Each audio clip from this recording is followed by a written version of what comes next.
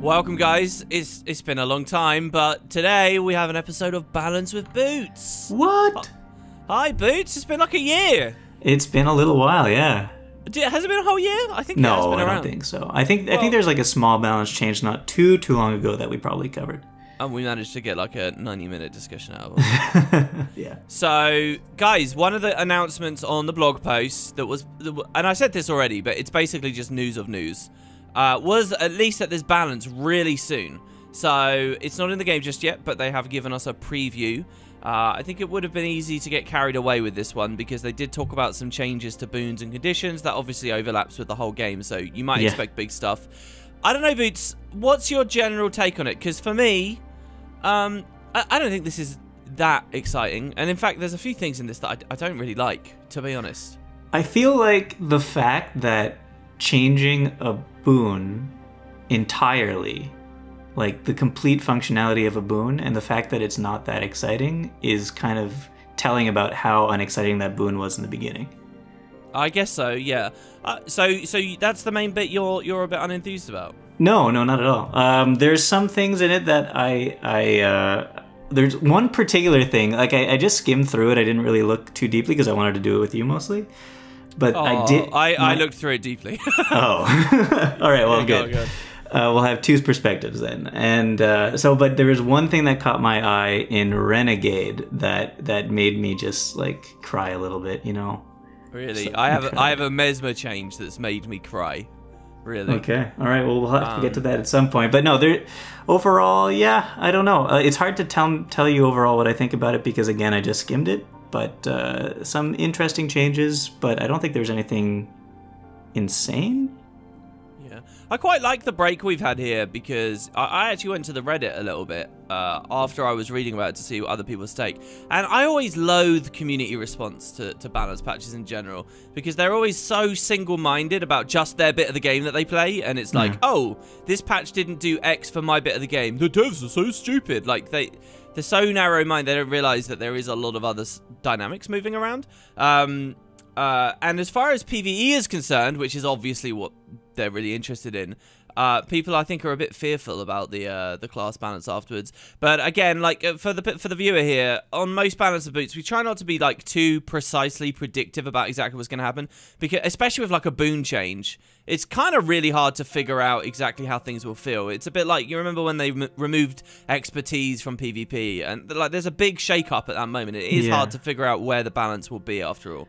Will quantities be strong or weak, etc.? That's a good point, because like thinking about this boon change right now, I already did a little bit of not calculating, but looking into some traits and stuff to see how this shakes out.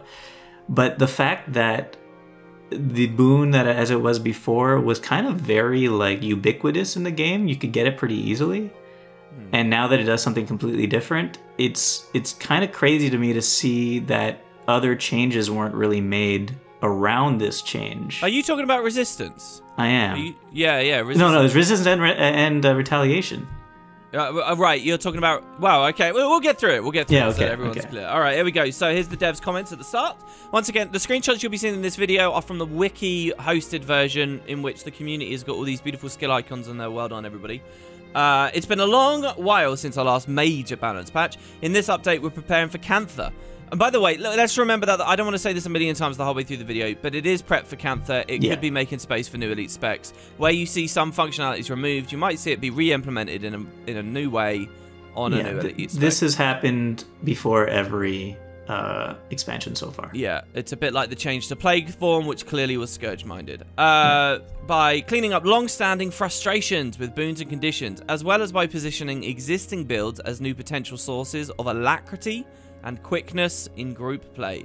Among these changes are new duration caps for each boon and condition, a rework of retaliation and the resistance boons, a reversal to the bonus damage state of Torment. Torment will now deal bonus damage to targets that are standing still instead of to moving targets. This change will enhance Torment's performance in most boss encounters and create better opportunities for synergy and counterplay in PvP. Alright, let's interrupt the devs there. This is really the time to talk about Torment, because there's not too much else in the rest of the patch notes. What are your takes on this one, Boots? The reversal of Torment.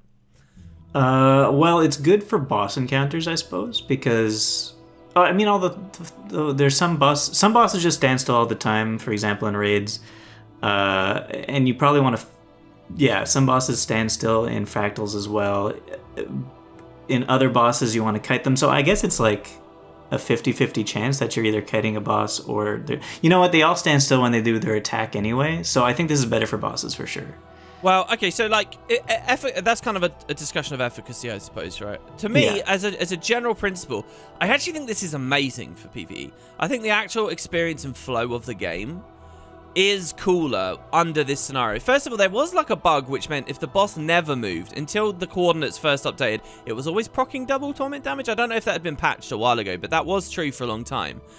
So now it's like we've kind of gone to that world again to a certain degree, but I think that general flow of like putting a torment stack on a character and now specifically standing still so that it doesn't move around to proc into the more damage, but there's a risk reward there, or like landing CCs, like trying to chain stuns together so that they stay into that damage if they're a more movement oriented thing, I think is really good. I think the experience of like tanks moving the boss as efficiently as possible so that it's not constantly wobbling around. Again, I think all of that's going to feel good for PvE. I think that... So, yeah, it definitely changes the mindset of Torment entirely. For both PvE and PvP. Because originally Torment, at least for PvP and stuff like that, and just general PvE, it's kind of an attrition thing. You put it on something and then kite them, right? Right. In this case, you want to probably... chain it with some other conditions in CC now, like immobilize and things like that. So now it's no longer a kiting thing, and I don't know if I like that more or less. Well, see, so here's where we get to the other formats. I think in World versus World and PvP, it's less interesting now because... First of all, it was always kind of like a basic skill cap thing. Like, I roam a lot on a Mesmer in World vs. World lately, and I nearly always win my duels and my fights, because if somebody bombs me with Torment, I tend to stand still and I tend to play with it. Most people have absolutely no conception of that. They don't pay attention to it, and they constantly run around seaweed salad style all the time, and they get themselves killed. Now, in the new worlds... they're going to continue that behavior, and it's actually going to reward them. It's going to reward them for being less attentive to a certain degree. It puts all of the counterplay and, like, the actual damage output of Torment. The onus is now on the damage dealer. There's no, like, back and forth going on between the two parties now.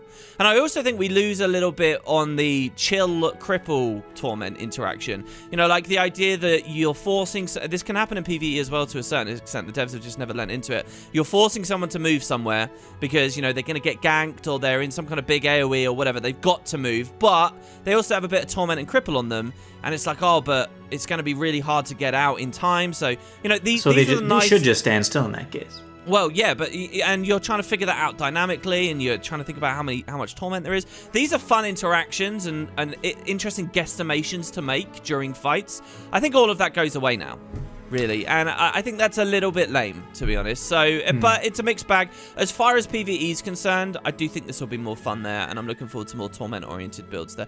And I'm very, by the way, guys, I just want to be clear in this video. A lot of my discussion is not fractal-minded, is not raid-minded. It's actually open-world-minded. I'm most interested, with regard to this banners patch, how open world and general meta event and that kind of experience is going to be. We are about to go into a new expansion where that's my priority gameplay, and for the past long while in PvE, that's the most other thing I've been doing as well. So that's my bias on this one. It's not a PvP bias or anything, it's that. So yeah, and there I think it will be a bit better, probably. Yeah, right? I guess all in all, it's Torment from the perspective of someone putting Torment on somebody. It's all built around them wanting to lock something down now.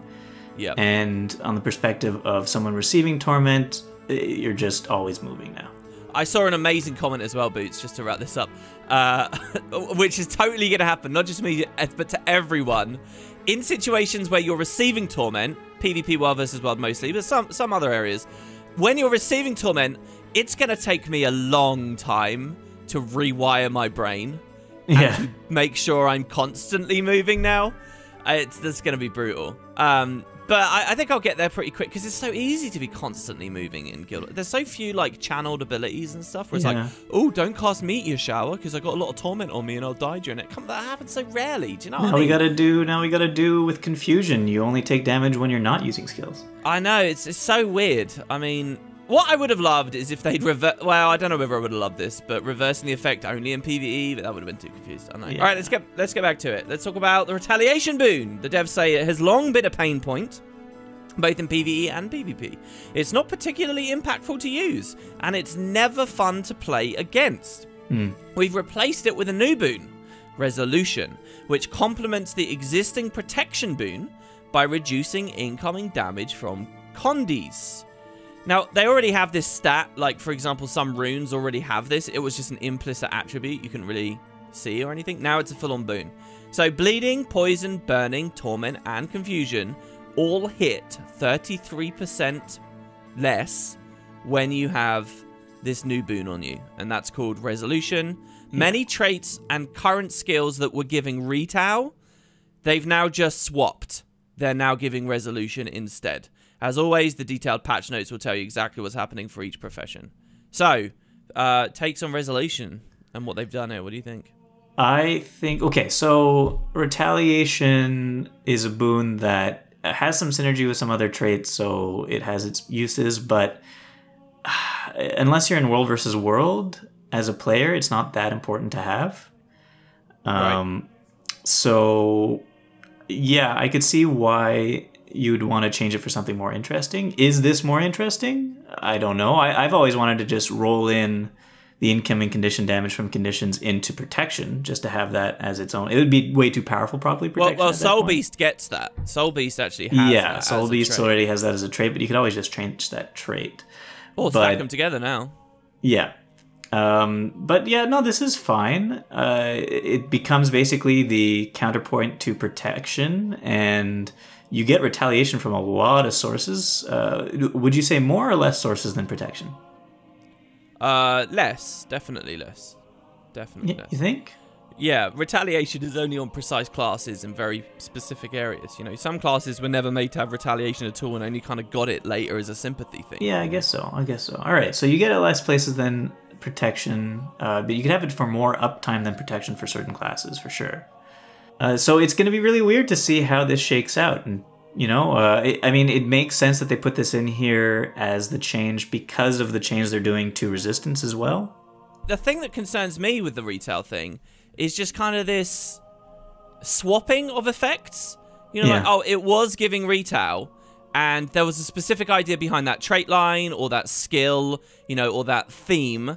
And now we're just swapping. You know, Retail wasn't necessarily a defensive thing. It was somewhat defense adjacent, you know. But now it's like, oh, we're just swapping that into this new thing.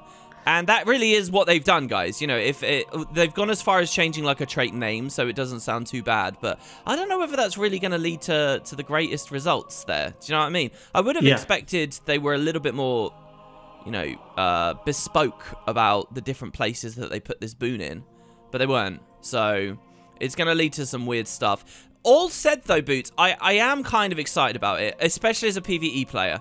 And the reason for that is because Retail has always been super lame in PvE. You know, it's already true. People might not know this, but it's already true that Retaliation is supercharged in PvE. Like, it scales way harder, it hits way harder in PvE. But you just don't fit. It can't come up against the kind of insane hits that we do.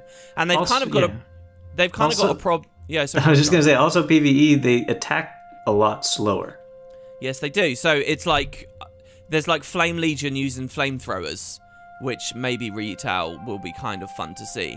But you know, it's kind of lame. And they've got like a Guild Wars 1 problem, which is where the player balance is affecting mobs, so they can't really put Retail on enemies too regularly, because if you don't have Boon Strip, they really will mess you up real quick, so they can't buff it to be even stronger kind of thing. But that makes me question what's going to happen with some things, like Gorseval, that period of time where he has Retaliation. Yeah, now he's just going to be like... That's a really good point as well. I wonder if they'll leave him on. If they're changing the Boon itself, or they're changing access to it. It depends how they code it. Will they replace it with just a specific buff for Gorseval? I don't know, but there's a lot of places where you see that, you know, like, and it's iconic. When something has retail, it's iconic, like a Karka getting retail. And I think we will lose something there. So I hope that they retain it on the bosses. I hadn't thought of that, Boots. That's a really good point. And if they do retain it on the bosses, they should probably change the icon so that it's clear that it's not actually a boon. I doubt they'll do all this groundwork. But one thing about those bosses is the fact that it is a boon. The player has the ability to remove it. That's true as well. Well, are there sometimes buffs you can boon rip? Yeah. There might be weird situations, but you're right. Yeah, that's complicated. That is complicated. I think that's going to suck a little bit. The other thing I kind of want to say as well about retail is for PvE, since retail is so weak in PvE, this change, now that we're getting resolution, I do think it increases build diversity. I am interested in looking at, like, Elementalist has an arcane trait that was given retail when you get hit in fire. Now that's going to give you Condi resistance in fire. That's actually cool across all the formats, to be honest. Suddenly, that's a really interesting thing.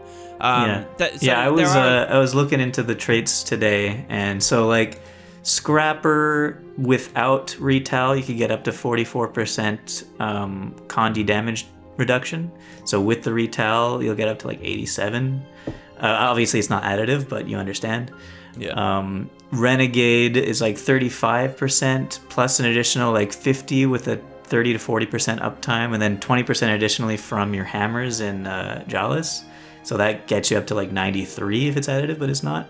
Soul Beast also has 33 from protection and like more from Doliak's Dance, and yeah. So and then I think it's a nice buff to defense warriors as well. Don't they get free? They'll be getting this boon for free as they get. Yeah, but I'm just talking about on top of this boon, there are certain classes that get an additional damage reduction from those things. So like when you have retaliation, or like light aura, that's another 10%. Or if you're using the runes of the stars or the runes of Holbrack, that's another 10%. So you could probably bring, if it's multiplicative, you could probably bring your damage taken from damaging conditions to like, I want to say 5 to 10% of what it originally was. I think one thing that people are wondering about right now is, okay, why do we need this if we also have resistance? Resistance, as we currently know it, currently just disables all Condi damage and Condi effects on you. It's huge. So who cares about resolution? I can just put resistance on. Well, the devs are changing resistance too. Let's run through this. Similarly, we're not happy with how resistance is a hard shutdown on all conditions, which creates overlapping gameplay with skills that cleanse them. We're updating resistance to only affect non-damaging conditions. In other words, resolution helps reduce damage from bleed, poison, burn, torment, confusion. Resistance helps you ignore blind, chill, cripple, fear, immobilize, slow, taunt, vulnerability, and weakness. Since we're reducing the overall effect of resistance, we're also re-evaluating and increasing durations in some skills where it's applied.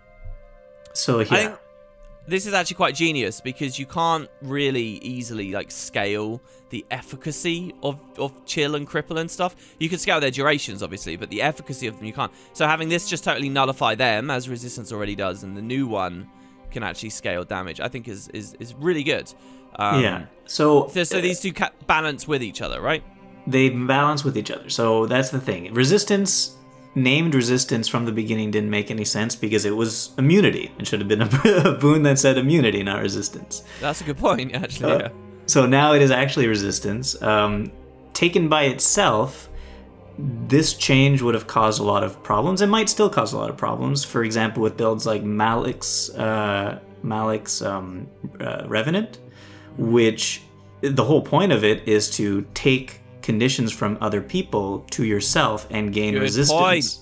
Gain resistance to like shut that down. Or even apply Condis to yourself now. They've got a trait that just stacks torment on you permanently. Exactly. So without the resistance taking away the damaging conditions, this build cannot exist anymore because you'll just die.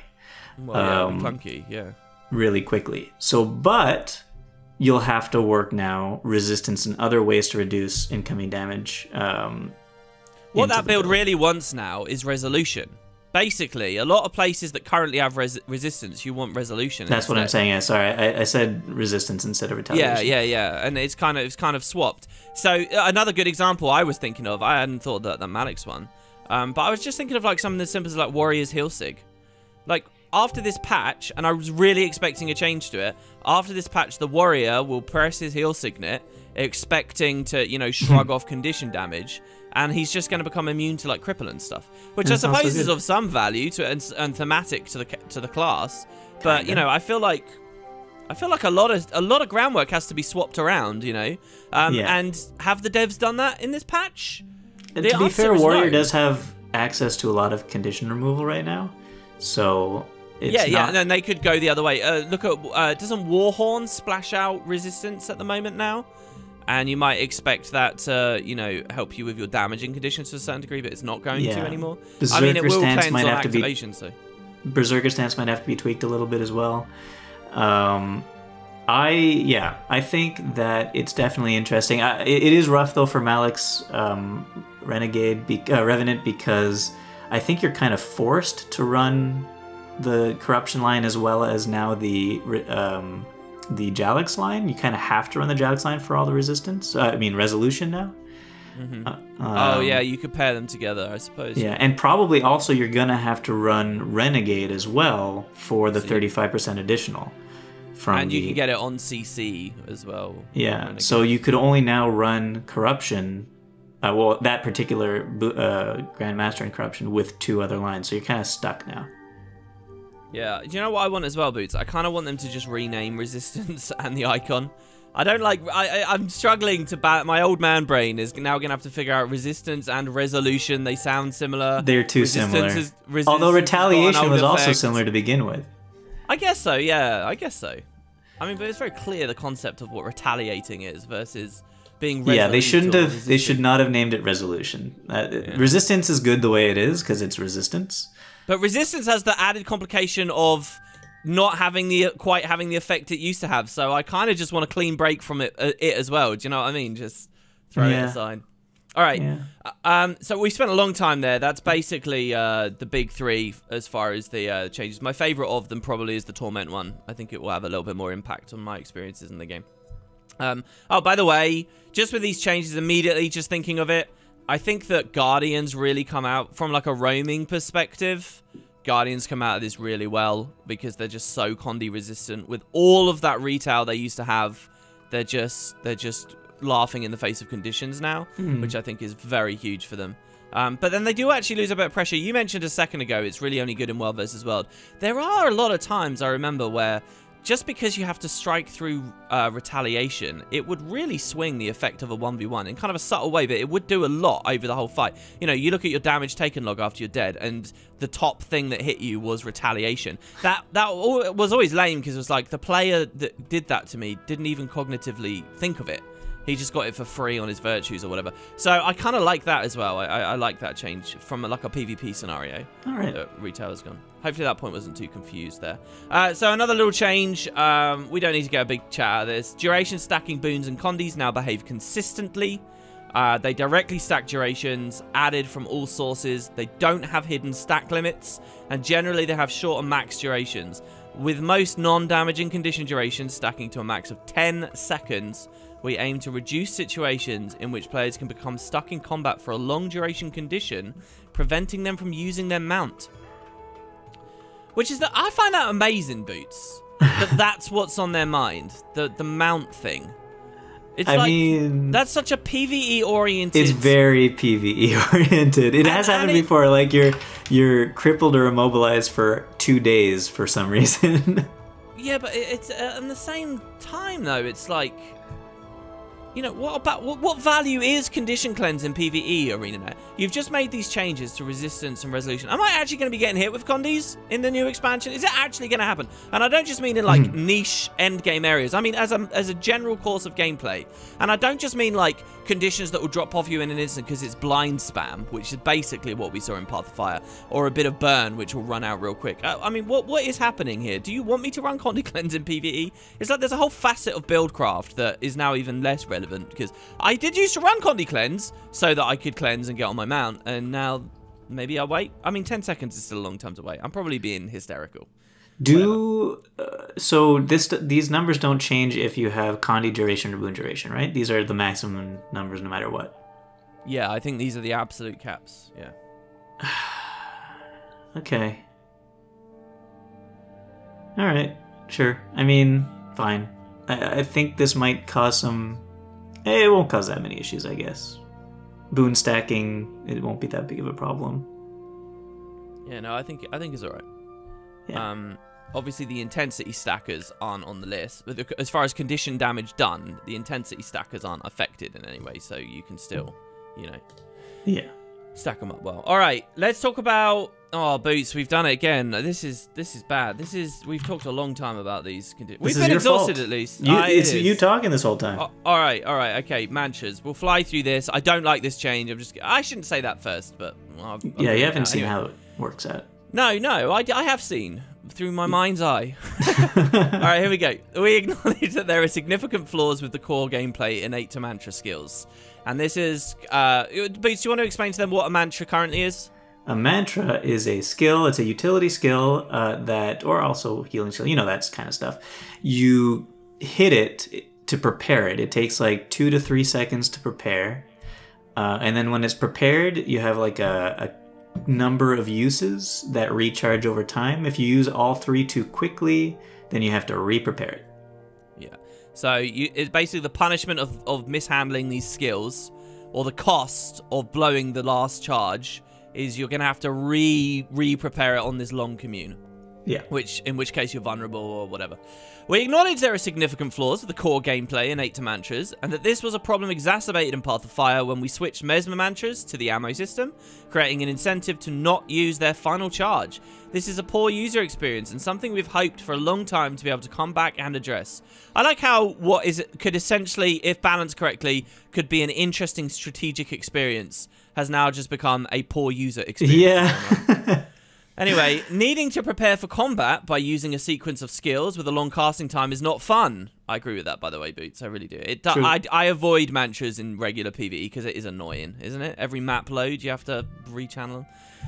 Most cases, using the final charge of a mantra in combat felt like a mistake. It not only denied your use of the skill for a long time, but it also required you to prepare your mantras again after the cooldown expired. Instead of being rewarding to use, mantras have been a chore, something you need to remember to do every time you change maps or respawn, or deal with after every GG in a fractal, strike, or raid.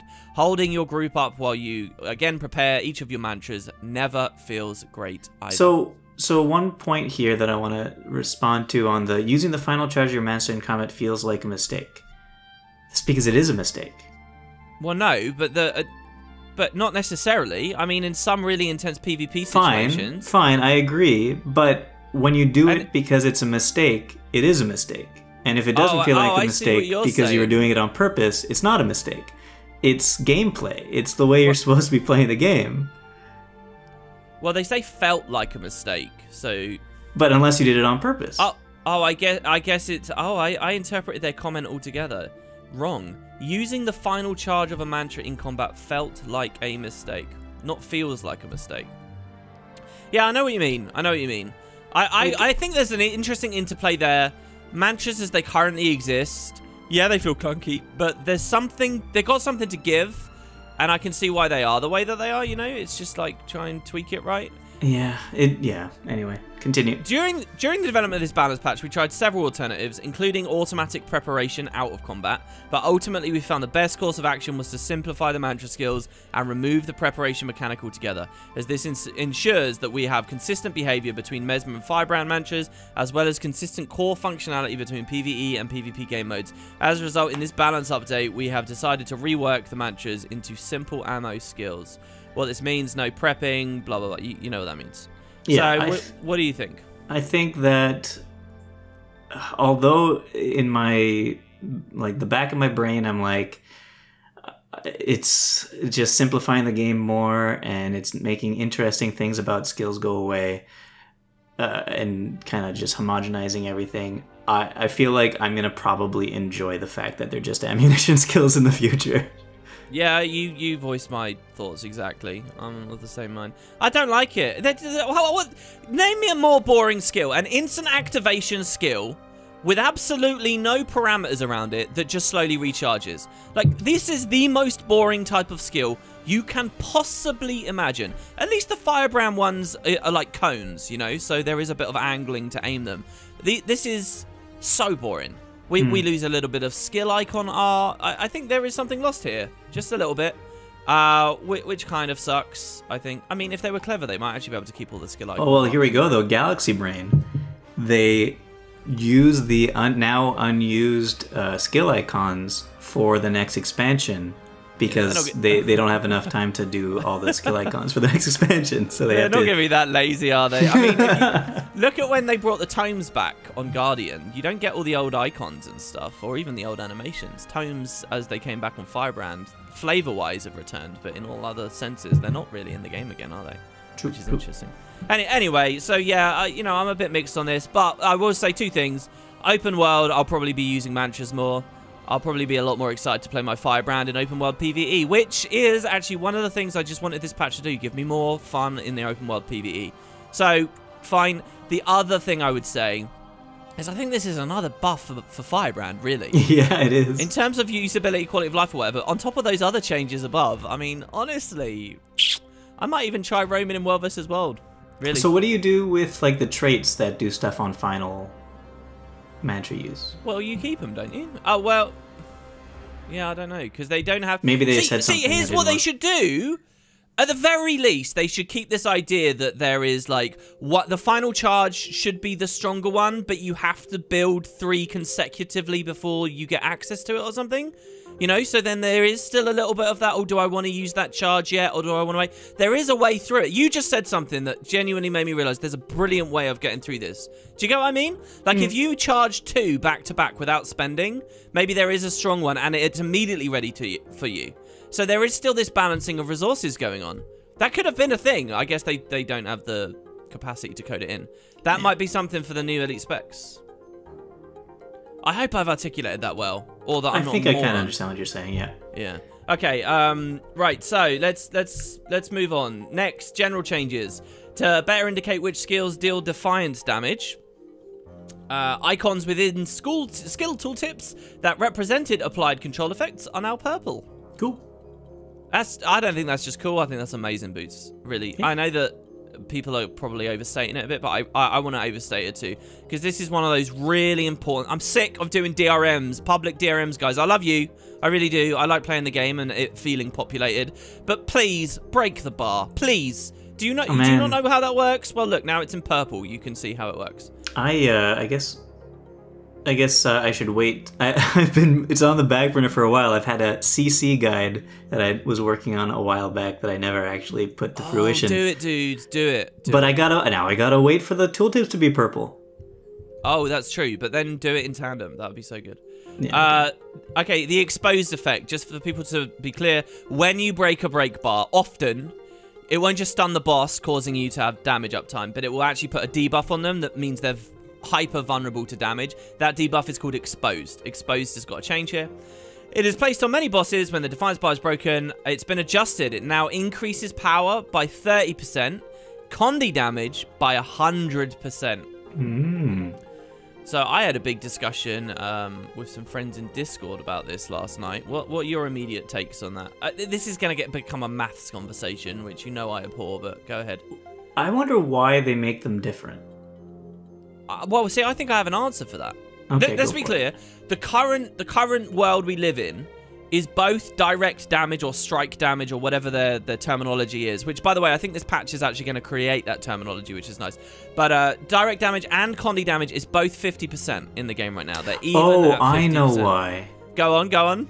Because of spike damage. So power damage is able to do a lot of spike damage when something's exposed. So when something gets exposed, the power builds will go in and be able to do a decent amount of spike damage because they'll save all their big damaging skills for that time. Condition damage, you can't really do that kind of spike because you just build it on and it ticks, right? Well, somewhat. I think you're right. There is something there. So yeah, you're gonna be able to. I mean, generally, power builds get more value out of the exposed effect because they'll be able to slice more spike damage into it at that time. Condition damage build is not necessarily going to be able to do that. here's what I think we should be clear. I think this is in service of just making it feel like Condi damage has more of a role. It gets more of a reward out of break bars going down. That's probably all it is, right? Especially Torment, because when they're exposed, they'll also be immobile. Yeah, and the new Torment effect. That's a really good point. So I'm excited about it. I've seen a lot of people saying, well, you know, this is killing fractal build diversity, where break bars are so regularly broken.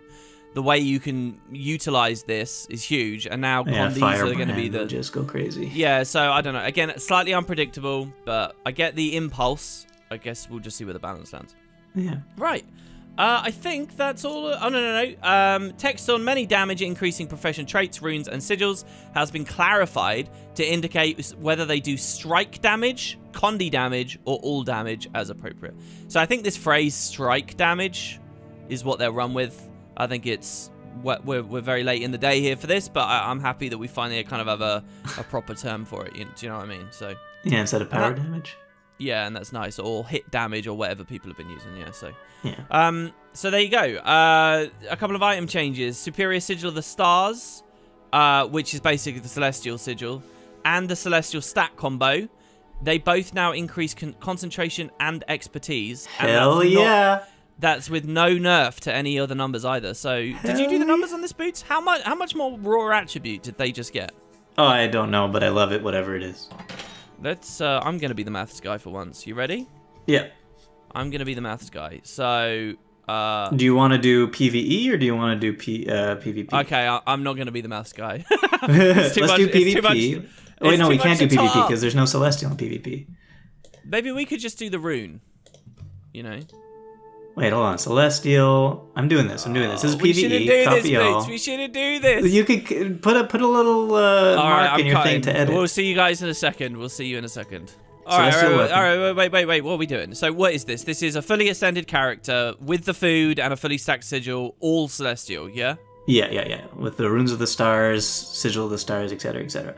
Okay, how many more attributes do we get from this? You get an additional 770 times 2, so 1540. 1540 raw attribute strength, just because they rolled these in. That's higher than I thought. When you said 700, I thought that was both.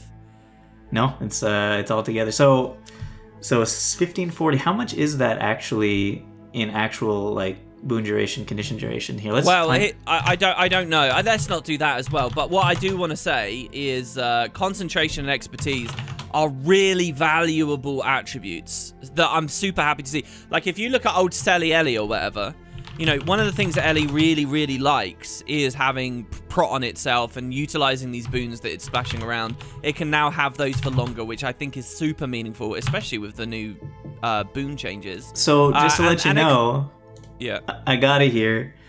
Fully ascended everything Celestial, your build is now getting an additional 50% condition duration and 50% no, 50% boon duration. 50% on both. No, that's huge. That is mental. Yeah. And listen, guys, that expertise as well. You might think, I don't care about expertise. I'm not playing a condition damage build. But you got to think, all your incapacitating conditions also linger for that much longer. 50%! Oh, I got to play that. That's become one of my most excited parts of the patch then. Are you sure? Are we right about this? 50%? I don't know if they're changing the sigil of the stars too, so minus... Yeah, they are. It's on there. It's on the list. They're changing... did they say Celestial? Yeah. Sigil of the stars, yeah. Oh, wait, are they changing the runes of the stars, though? Oh, no. Well, it just says Celestial Stat combo on gear, so maybe the runes count into that? The runes are only like 50 anyway, or 30 anyway. So yeah, 50%.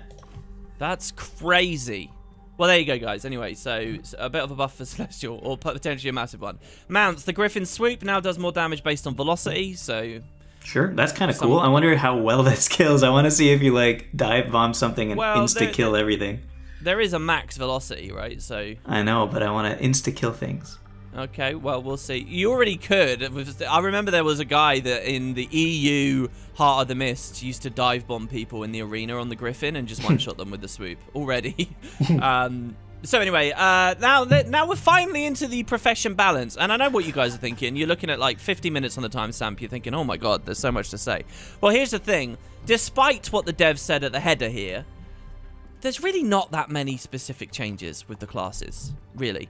What I was I didn't have that high expectations of this balance patch, but I was kind of hoping for like a trait rework here or there, that maybe might make PvE open world Scourge feel a bit better, stuff like that. Just bump some things up. Give me maybe a sense that Ellie's fun to play or Ranger's a little bit more fun to play in some way. There's really none of that. These are very minor. All right. So, Boots, do you want to read out the Ellie section? I would love to. Cool. Let's hear it. Elementalist. We feel that the Elementalist has been in a very good place since July 2020 balance update. You mean that time when you made Meteor Shower and Ice Storm and stuff feel really rubbish to play? That patch? That's the patch that we're talking about, yeah. Both Tempests and Weavers have effective high damage power and condition damage builds available, while the Tempest is also powerful in a support role. I mean, for endgame, they're right. For endgame area, it's so funny that the balance team has this laser focus on that now, while the rest of the studio clearly doesn't, and it's so weird. Go on. We weren't completely happy that the top-end power and condition damage Elementalist builds have approximately the same sustained damage. Wait, what? Why weren't they happy that the top-end power and condition damage builds have the same damage? Rotation complexity, trade-off for vulnerability and I stuff, guess. maybe. Okay, alright. So we're making some minor targeted reductions to the power builds and increases to the Condi builds to help condition damage builds really shine on bosses and other hard targets, and to ensure that they aren't left behind by the effect that Torment condition change has on other professions. So what they've just implicitly said there, Boots, is they expect a ton of Condi builds to go wild here, the ones that utilize Torment, and they don't want Ellie's Condi build to look weak in comparison, so they're buffing it. That's what they said. Doesn't that kind of mean they're just expecting Condi to overshadow power after this? From that particular line, it says that they want Condi damage, sustained damage to be higher in general to power. Which I don't really, from a very sort of basic perspective, I kind of get what they're going for, but I don't know whether I agree that the landscape for all endgame should be dominated by Condi stuff, because ultimately raiding is about single boss fights and whatever, We don't have enough new varieties of experience where it's all about ads and getting swarmed and that kind of stuff, I don't know. Yeah. I don't know. There's a lot of high-end kind of philosophy we can talk about the disparity between raiding and fractals and stuff and strikes, so... Yeah, so it's changed the scepter. Flame Strike, the auto attack, now has a total casting time reduced by 25 seconds. It was always really slow, so that's nice enough. Not a huge change, though. What does that actually mean? Or what does that mean, though? Are we going to squeeze a Flame Strike into a rotation every now and then? I mean, this is such a little... This is a peanut to me. Yeah, I'm sorry, I'm going to rant about each change. Just go ahead. Okay, Wildfire. Burning duration increased from 2.5 to 3 seconds. Aren't you ranting? What's going on? No. I'm keeping it quiet. Okay, all right. I have to keep quiet. Lightning Orb. Reduced power coefficient per strike from 0.45 to 0.36 in PvE. That matches the existing power coefficient in PvP in World vs. World. I do agree with that change, to be honest. Lightning Orb is a bit nuts in PvE. For generally running around, it is a crazy outlier. Okay. And then finally, Weaver, the Elements of Rage, strike damage bonus reduced from 10% to 5%, but it also increases Condi damage by 5%. Now, I can't remember how the Weaver Grandmasters are structured, but don't you already have a Condi? You have a master trait that gives you additional Condi duration. Oh, so there's now a valid Condi offense option through all the rungs of Weaver, basically, then? Yeah. Okay. So I like that change. Yeah, that's fine. All right. Well, what do you think? You got any notes, or should I go Tenji? That's very small changes. Yeah. I mean, a lot of these are like this, so let's not linger. Engineer. While the Scrapper can be played as an effective healer, it hadn't had access to the offensive boons it needs to be truly viable as a support role in group PvE content. By the way, big philosophy revealed there that's what, to be a viable support, you need to be able to do offensive boons. Those two concepts are bound in Guild Wars 2, and the devs are embracing it as of this patch here. That's fair. As a result, we've seen the Scrapper get very little play outside of World vs. World. In this update, the Scrapper trait Kinetic Stabilizers is changing so they can get quickness. So this is whenever you function gyro, it's stab, currently, stability. they're swapping the stab for quickness. And so now you get 5 target quickness, opening up a powerful boon support role for the specialization. We're also taking some of the potential out of the Hollow's heat management in Laser's Edge. And we're instead adding more power to the core explosives trait, Glass Cannon, so that this damage is accessible to more builds. They're a bit cheaty with this description of the header here, because that's not really what they've done. So utility goggles, the resistance you get is increased a little bit, because obviously resistance is different now. This is crazy. Overcharge shot. This is Rifle 4, which is a massive launch with basically no actual cast time, right? There is obviously a telegraph in terms of the projectile's movement, but, you know, dipping out of Hollow straight into an overcharge shot is kind of a very, very fast thing that you really have to have on your mind and whatever. If you're trying to counterplay. The counterplay to the skill is that it knocks the engineer back, and if you don't want it to knock you back, you can combo it with stab. It's a really fun interaction. I think one of the most interesting skills in the game, and, you know, a part of what made the engineer's rifle feel really interesting. What have they done this patch? Well, it no longer knocks the engineer back. That's a huge change, Boots. That's such a crazy change, and... you know, from playing an engineer, I think it's a little bit less interesting now. From counterplaying the engineer, it's just a buff. They didn't even talk about it in the header. They just hand-waved that, like it's not even relevant. I don't get that, but there you go. Glass Cannon, so this is, while you're at high health, you do more damage. It's like a mini scholar. Well, now it's a full scholar. Instead of a 7% buff, it's a 10% buff. So all engineers that pick explosives get that. There's a 3% buff you've got, guys, right? Now, in the top, they said that that's coming out of Laser's Edge. So let's skip down here and see what they did to Laser's Edge. Laser's Edge is the more heat you have, the more damage percent you get as well. And it's a really fun thing to play with on Hollow. Well, Laser's Edge is nerfed by 10%. So they nerfed Laser's Edge massively, and they give you 3% back in explosives. And they say, oh, there you go. But that's not an equivalent exchange, ArenaNet. Well, isn't it, though? Of course it's not. It's well, 10% because you're not going to be in hollow form the whole time. Well, if you're playing well, you can access that Laser's Edge damage. You could access the Laser's Edge damage, but not 100% and you're not. uptime. And I'll use that same argument against you. You're not always proccing into Glass Cannon. It's 10 versus 3, so I don't know. I think you're getting the extra 3% from Glass Cannon at probably twice as often as you're getting the extra 10% from Laser's Edge. So I would say it shouldn't have been a 10% reduction. It should have been just like a 7% reduction or something. Yeah, I don't even mind the change that much. I think it's probably smart. I think Laser's Edge was overtuned. It's fine. The thing I don't like the way they describe it at the top, like that's an equivalent exchange, because it's not really. And it's also not an equivalent exchange because Hollowsmith is a elite spec, and explosive lines is available to anything. Well, that's what they're saying. It's an engineer-minded change. It's higher than Hollow balance. I get what you mean. Yeah. You know, like this change, this Glass Cannon buff, guys, will affect your new End of Dragons elite specialization. Well, that's isn't that right. exciting, everyone? Okay, so then there's the scrapper changes. Stabilizers is called accelerators. It is quickness, 2 seconds, you know, modifiable by boon duration and so on. Stabilizers is currently gain stab and super speed on CC. So there you go. Whenever I CC, I super speed and quickness, or, you know. But that's gone now, and now it's just when you grant super speed to a target. You think that the CC bit's completely gone as well, do you? The whole kinetic stabilizers has been reworked, and it's now just okay, you're right. I'm being presumptive. You're totally right to call me out on that. Yeah. Okay, so yeah, it's just whenever you grant super speed. So that's got some nice, interesting synergies with other applications of super speed on Engineer. Yeah. Or specifically Scrapper, one of the gyros. Hey, you can quickness people with slick shoes now, can't you?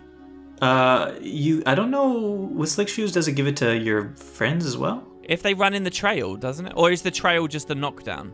The trail's the knockdown, I don't remember. I think the trail's just the knockdown, yeah. So you quickness yourself with it anyway. Yeah, you could definitely give yourself a lot of quickness with this now. I don't know if you could give it to how many times you could give it to other people. By the way, obviously Scrapper already had a lot of solo quickness from applied force, right? Which is now changed. Yeah, so do you want to explain the Grandmaster to everyone? So yeah, Grandmaster applied force in Scrapper gives you power, reduces other things, but also while you're above a certain might stack, 10 might, 10 might, you will be giving yourself quickness on a 3 seconds of quickness on a 10-second cooldown. So like with boon duration, you can get that to a pretty good uptime. Yeah, a lot of quickness from that. So I believe you made a build once, which was equip a Juggernaut flamethrower. The flamethrower gives you might. And then this gives you quickness, so you have a quickness flamethrower. Yeah, so you're built in with the Juggernaut gives you stability and might, so you have stability and quickness on huge uptime all the time. Well, they got rid of that. It's now quickness. Sorry, it now grants you stab instead of quickness, and it gives you extra power from might instead. So a bit like, you know, Necro has that, for example. I'm a little disappointed in that. Players now gain stab when they gain might above a threshold. Yeah, doesn't that just overlap with Juggernaut? It overlaps with Juggernaut. It makes you not need to take Juggernaut anymore. Like, why even have a flamethrower anymore? Maybe they're making space. Maybe Juggernaut itself will get reworked later, and maybe this is spec-minded or something. No, I think they're just going to leave it the way it is. All right, I'm not going to be the pessimist on this one. It's because they got big plans, Boots. It's because they got big plans. Okay. It is. All right, you'll see. Next, we got Guardian. Guardian's always been a very flexible and powerful profession. While we're happy with the current build diversity available to Guardians, and we are working to extend that same diversity to other professions, we've observed that all Guardian damage builds, both Condi and Power, utilize the same combo of Zeal and Radiant specializations, as they have optimal trace choices for each. We're making a few changes to Zeal, Virtues, and underperforming Consecration utility skills to better differentiate the two specializations and allow Virtues to be a viable option for Condi damage builds. There's a lot in Guardian. There's a lot. So I'm just going to read it, Boots, and then we'll have one discussion at the end, okay? Okay, but before you start, I would like to say that I've always used Virtues as my secondary trait for a lot of my Guardian damaging builds. So if they're just buffing it, that makes me a happy man. Okay, so here we go. Scepter, 2. Increase the cooldown from 6 to 10 seconds, 8 to 10 in World vs. World. Scepter 3, that's the Immob, now requires a target to activate. It's just quality of life. Staff, symbol of swiftness, decrease the cooldown to 12 seconds. So you can spam more swiftness and pulsing damage under people's feet. Greatsword, symbol of wrath, that's the symbol that applied retaliation before, is now resolution. It's called the symbol of resolution. And the damage per strike has been dropped, and the cooldown has been dropped. 10% less damage, 12-second cooldown. Consecration category. We should stop to speak about this. Wall of Reflection now lasts 2 seconds less, but cools down 5 seconds faster. Purging Flames. This was the ring of fire that when you walk through the circumference of it, it pulsed burning on you. Yep. They is now less radius. It's a smaller ring, but it doesn't burn foes that cross the threshold. Instead, it now just applies a stack of burning with a 4-second duration inside the radius, and it pulses with that. And finally, Sanctuary. They've reduced the cooldown by another 10 seconds. All right, what do you make of the Consecration block, Boots? Well, Purging Flames used to be like a huge duration of burning. Yeah, it used to be crazy. And so I want to see how this shakes out total damage-wise. Like, how many times is it going to be pulsing, you know? This to me feels like an overdue patch on Purging Flames. I remember Ellie, Fire 4, Dagger, was a ring of fire, and that equally used to be just a lot of damage when you crossed the threshold. And a lot of people didn't really know how to interact with that or how that worked. So in the end, they changed it. And Purging Flames was always the equivalent. It just wasn't flat damage, it was Condi damage. Actually, I think Ellie did get burn damage as well. That's fallen out of my mind at this point. So I don't know, I feel like it's just consistency. And this is how everyone thinks the skill works. And now it works how you expect it to work, you know, so you don't have to learn any weird, obscure thing. So it kind of makes sense to me. The general cooldown reduction, I think for Wall of Reflection is really smart. I generally don't advocate for smaller cooldowns, but a smaller duration and a smaller cooldown, don't forget that the trait can modify these further, is really important for Wall of Reflection, I think. I think it's going to be a lot more fun skill to work now. But Sanctuary... Now, this one's weird. I like Sanctuary. It's iconic to Guardian. I want to see it more. But people kind of just use it to cheese breakbar stuff in Fractals. And this is another reason, 10-second drop on the cooldown, why people are like, oh, it's probably just going to be Guardian dominated in Fractals again here. Because even Sanctuaries are coming up quicker now. But as a general change, I like Consecrations and I want more access to them. So I like this bit. The trait for Consecrations, it reduces the cooldown of them, but does it also increase the duration of them? Yeah, it's both at once, yeah. Yeah, so that definitely is a buff to Purging Flames if it's used, right? Yeah, I bet a slightly smaller space that will cover. So anyway, I like that block, guys. Right, let's keep going. Shouts. Save Yourselves now gives you more resistance from 1.5 seconds to 3 because resistance is different. Healer's Retribution is now called Healer's Resolution. Inspired Virtue now, under Virtues, Inspired Virtue now additionally increases strike damage for each boon on the Guardian, and the effect was formerly on a different trait, Power of the Virtuous, which has now been reworked. Power of the Virtuous is reworked, and it means now that Guardians gain condition damage based on their vitality, as well as reducing their recharge. So they get a Condi modifier there. And Absolute Resolution is named Absolute Resolve, basically because of all these places where retail is now giving resolution. Yeah, they're gonna not take a lot of Condi damage. No, they're not. It's gonna Healer's Retribution, that's 8 seconds of, I guess, resolution on a 20-second cooldown already. That's really they got so many sources of retail that's just turning into resolution. Like, the devs really, they just swapped it. Yeah. For Zeal, Zealot's Speed is now called Zealot's Resolution. The Lesser Symbol of Wrath is called the Lesser Symbol of Resolution. Symbolic Power. Okay, so here's a more interesting change. Symbolic Power currently is every time your symbols hit, it starts chunking the cooldown of your F1. Well, no, not the cooldown of your F1, the passive side of the F1, which splashes burnout. Yeah. Well, that's now no longer there. Oh. So you can't, like, put a symbol of swiftness under people on a staff and start splashing out burn, like was once in a Boots Bad build, I believe. You can't do that anymore. And Eternal Armory, big change here. So Eternal Armory is the Grandmaster that gives your spirit weapons burning whenever they hit. And because the sword spins around hitting constantly, it meant the sword did insane burning. But all the other spirit weapons kind of didn't get anything out of it. So it wasn't, like, uniform. Well, so here's what they've done. Spirit weapons now only apply burning on their first strike. Immediately, by the way, that's completely killed the idea of the Condi Dragon Hunter that's been reigning in PvP for like a year, right? Yeah. Where you lock them into a moor and you put the sword on them. The burn duration is doubled from 4 seconds to 8 seconds, or 2.5 to 5 in World vs. World, 2 to 4 in PvP. So it's a reduction in total burning from the sword, because the sword can only do it once now. But it is an increase when it comes to the hammer and the shield, because the duration's longer. But you're still not going to take those necessarily if you're doing, like, anything. I like the impulse on this, but I think it's a bit lame. Yeah. I think it's a bit weak. So, I don't know. I really do like the idea of a trait that makes my Hammer of Wisdom burn them as he strikes, but I think it needs to be a bit more precise what they do. Anyway, suddenly I think Eternal Armory is a bit boring of a trait, guys. I think they've gone too far with it. Don't forget that a previous patch, like a month or so ago, already hit a bunch of that synergy. For Firebrand, Stoic Demeanor, they fixed a bug that caused the 3-second interval, caused it to have a 3-second interval instead of 1. For Mantras, obviously we have all the mantra changes. For Dragon Hunter, Defender's Dogma now use it. So what is Defender's Dogma? I don't actually know what this trait is here. I feel like we should be, especially for the viewer, we should explain a couple of these a bit more. Defender's Dogma, whenever you block, the Spear of Justice starts coming up. Yeah. Is that the one? Okay. Yeah. So it now uses the correct icon, and it reduced the internal cooldown to only 1 second in PvE. This matches the current cooldown in PvP and World vs. World. That's pretty fun.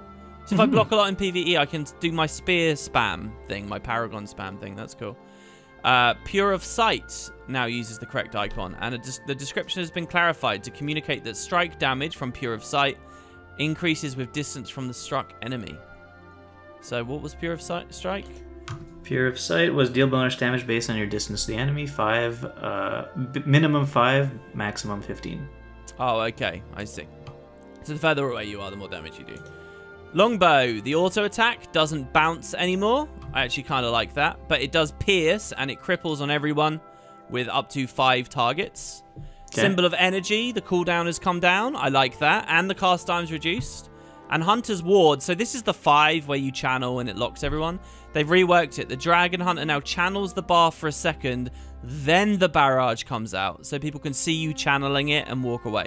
So they've just nerfed that whole Hunter's Ward's sword thing, but I mean, in a million ways.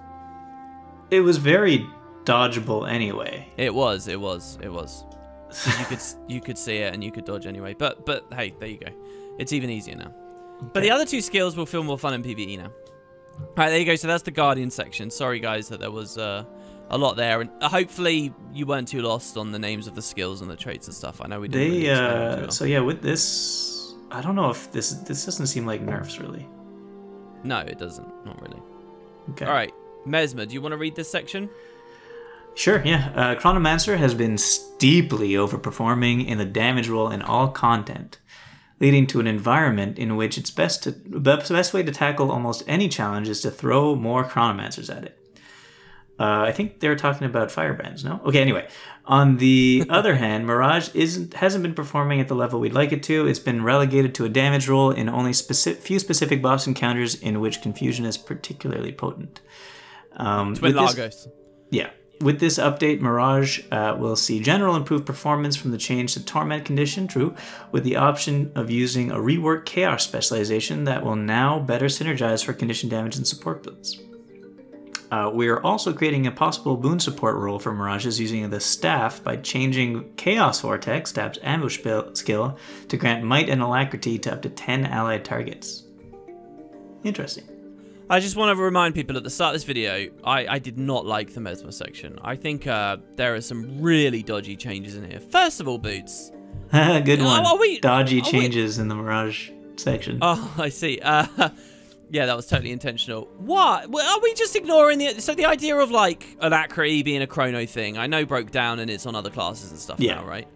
But like even within Mesmer now, we're just saying screw it. Now it's also on Mirage. It's not a Chronomancer thing. Jesus. All right. Well, you know why? Because Chronomancer invented it. Oh, but now all the other classes are learning how to do it as well. I see. And I just want to say, the concept of being a Mirage staff ambushing to uptime Alacrity in high-end PvE sounds like about the most boring like playstyle you can expect. It would literally be standing there, spamming evades, and probably swapping from one staff to another just to keep ambushing, to keep the Alacrity up. I don't think there's going to be a good flow to that experience. Yeah, it doesn't seem like something you'd switch off of staff if you have to keep those boons and up. That Alacrity in other modes, oh my god, we'll get to that in a second. Okay, so starting off we got Deception, down skill 2. All right, this skill is now ground targeted while on land and no longer displaces the player when summoning a clone while underwater. So I like this change. There was some randomness to where you'd pop up, and that RNG did mean that, you know, it sometimes would rear its ugly head and it would be quite important. You know, maybe someone gets an early stomp because you've got bad RNG or whatever. So I think this was an overdue change. I'm happy with this, really. Arcane Thievery. This skill now requires a target to activate. Fair enough. Time Warp. Reduce cooldown from 180 seconds to 120 seconds. Reduce the duration from 5 seconds to 10 seconds to 5 seconds. This now applies 1 second of quickness per slow per pulse, for a total of 6 pulses over a 5-second duration. Okay. So that's like I view that the same as the consecration stuff from Guardian. It lasts less duration, but you can cast it more often. So it just sort of brings it into the game a bit more, which is nice, I think. It also increases its value a lot, I think, in certain formats. So too. It depends on what the timing is for. Like, it's going to change time. Well, I guess Chronomancers don't always use Time Warp anyway. But yeah, like timing for a rotation is going to be different now. I like the skill and seeing it be. I think it does get a lot of quality of life from this, so I'm pretty happy with that. There's hot competition on that elite slot for Mesmers, so. All right, then we have Sword. From the Sword, Illusionary Riposte. This skill no longer displaces the player when summoning a clone. And then Illusionary Counter. This skill no longer displaces the player when summoning a clone as well. Yeah, I don't know why that was still in the game, really. It always felt... it felt kind of satisfying. You knew when the counter landed because you sort of blinked slightly to the side or something, but yeah, it will feel better.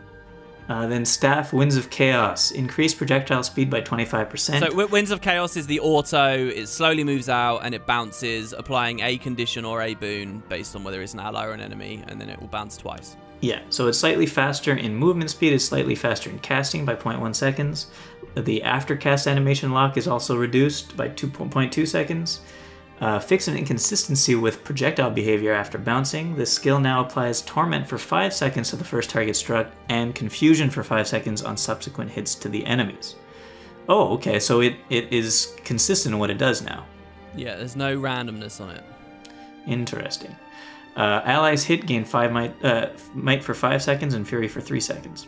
All right, let me stop you here. This is actually a really big change, I think. Yeah. It's very, very difficult to predict this. At the moment in the game, it's like burning or bleed, and then when it's the ambush, it's consistent on the ambush, by the way, as it already is in game.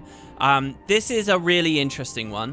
What I will say is that projectile speed and that aftercast and all that stuff, don't forget that affects all the clones you summon as well. So they're all unleashing these faster moving orbs that are bouncing around quicker, being released quicker.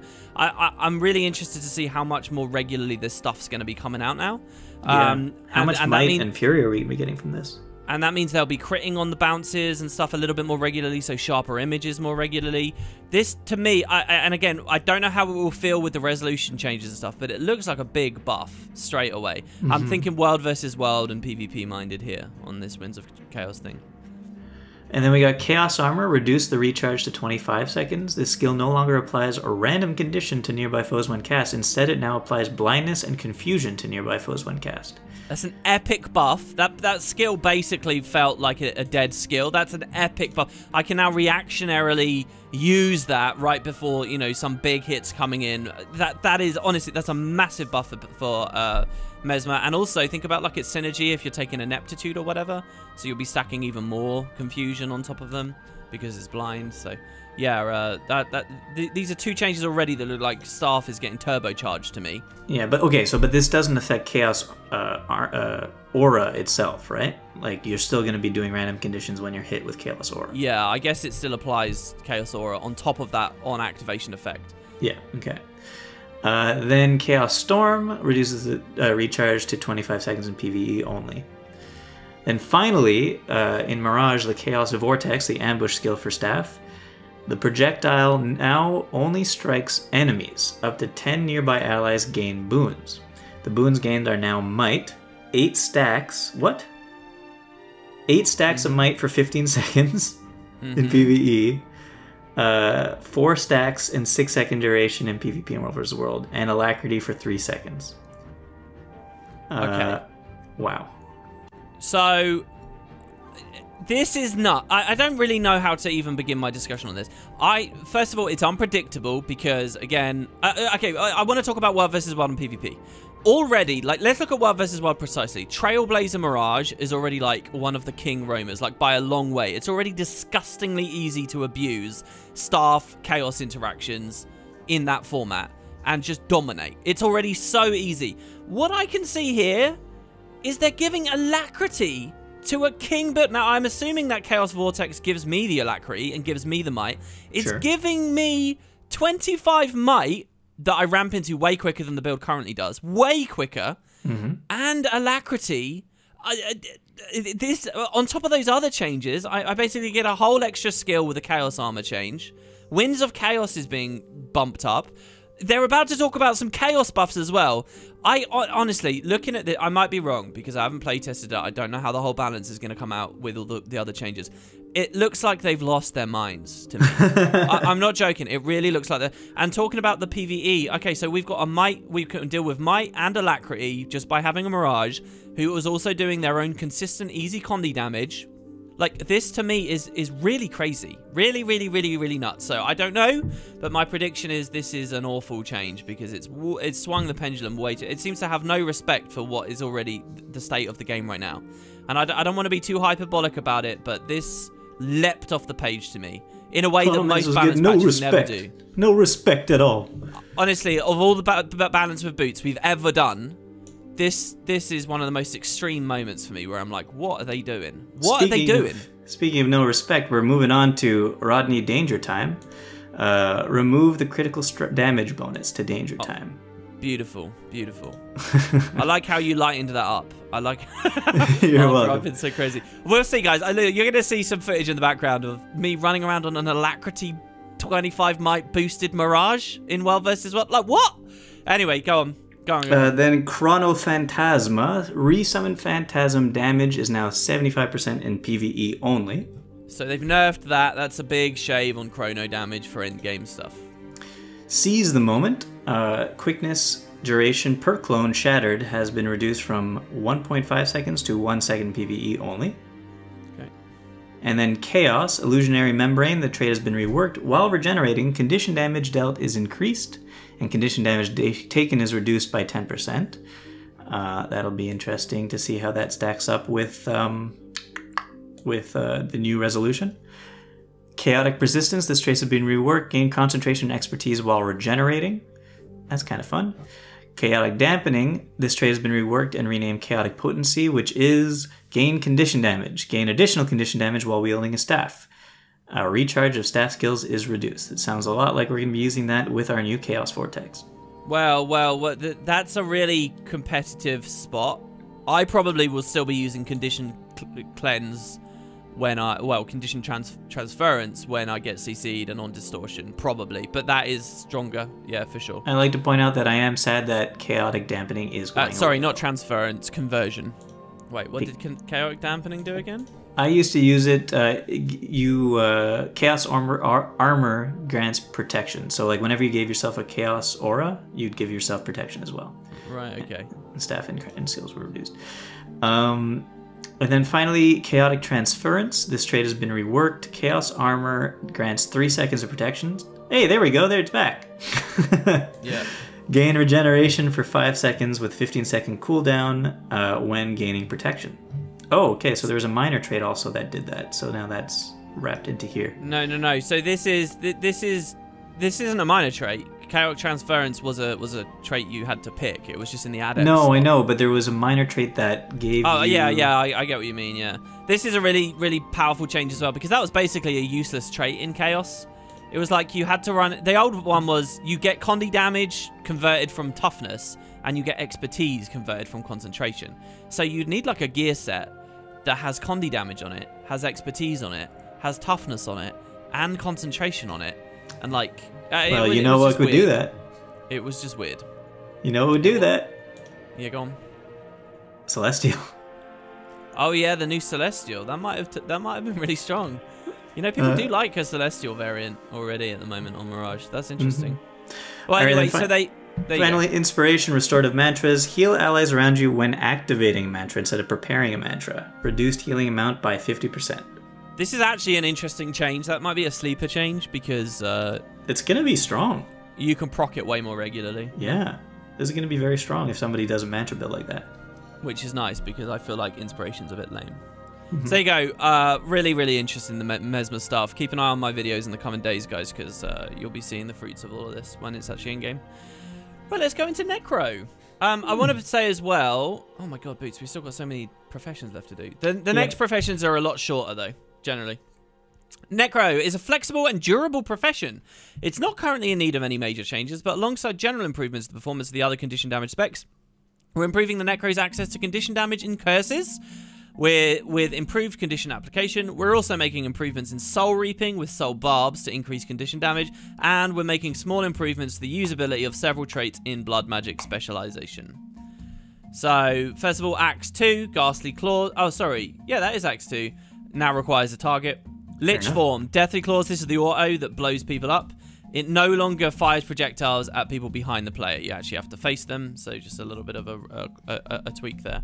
For curses, already the line about condition damage. So Barbed Precision, which is, you know, you're just constantly getting bleeds coming out on crit. That bleeding now lasts an extra second. It's gone from 2 to 3. Okay. And Insidious Disruption, which is you put a bit of torment out whenever you CC someone, which is generally like whenever you fear, really.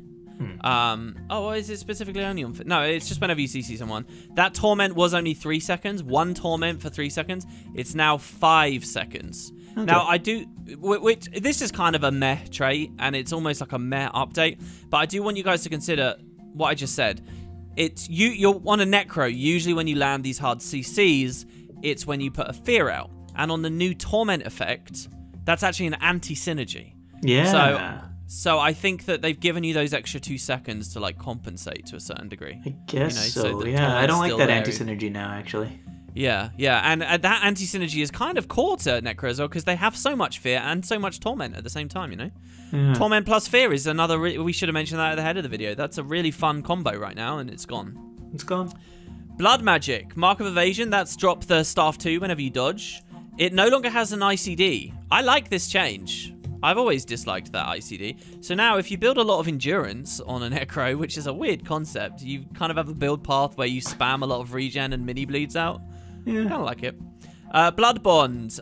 They reduce the internal cooldown from this by another 4 seconds, from 20 to 16. So this is when you put bleed on, it does a mini lesser signet of vampirism. I still don't really like this trait much, but it's a little bit more accessible. And Blood Bank, this is the new Grandmaster. If you remember, it's when you get healed, if it's over your max health, you just get it as barrier instead. So you could pop your heal skill at 100% health, and now you've just given yourself a ton of barrier from like consumed conditions or whatever. Or hell, use Sand Flare and you get an insane amount of barrier if you had the vitality for it. Well, that was I remember the balance of boots where we were talking about that, and I was really keen on it, but in game it just didn't feel that fun. Well, they've made an amazing change to this. I'm really happy with this. In addition to Blood Bank's previous effect, so it will still do 100% barrier over your max health, but now it also just always grants barrier for any health gained below full health at a 15% rate.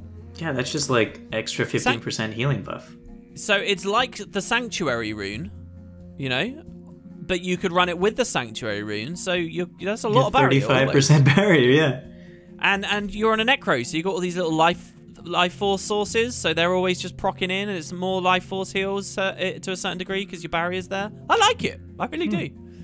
Over to Soul Reaping. Soul Barbs, that's when you enter Shroud, you get a bit more damage. Don't forget, Soul Reaping is like the core line. It's not supposed to be power or Condi. It's just kind of the Necro innate line.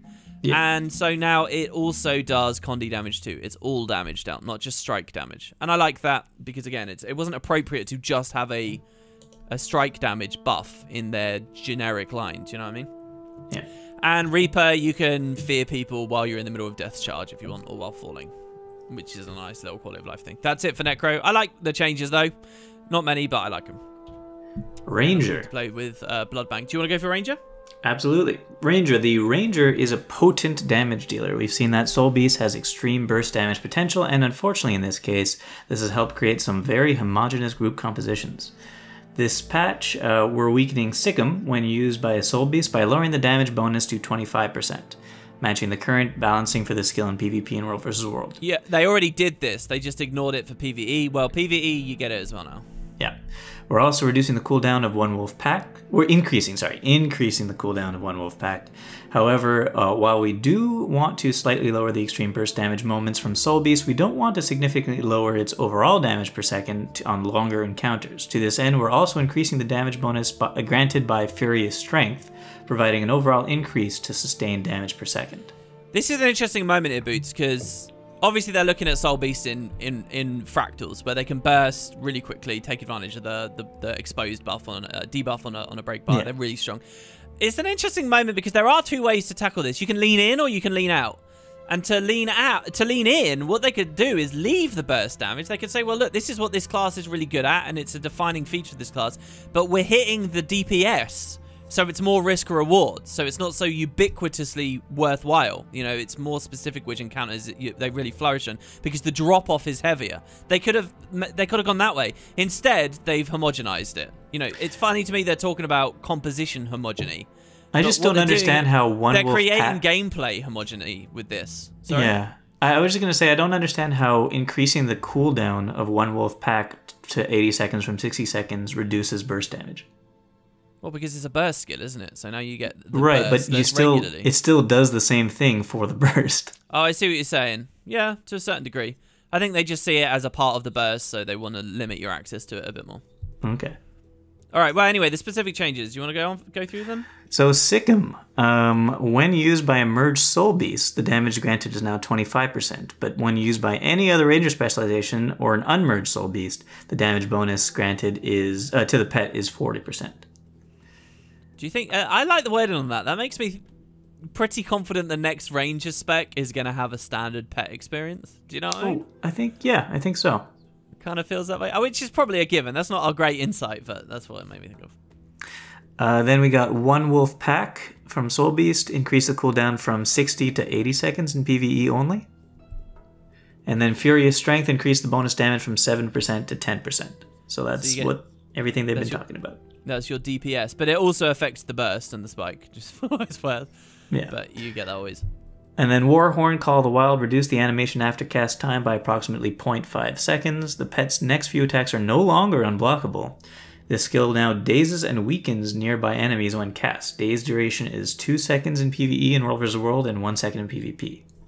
I like that. I like the days there. They don't. So what they're saying there is you could use that for break bar damage and stuff now. It will be interesting quality of life. Again, I think about future elite specialization here, Boots. To me, by the way, this is a bit like the overcharge shot thing in NG, where they didn't even talk about it at the top, even though it's a huge change to Warhorn 5. That's a huge change. It's going to feel like a very different skill. Here's the thing, though. The pet's next few attacks are no longer unblockable.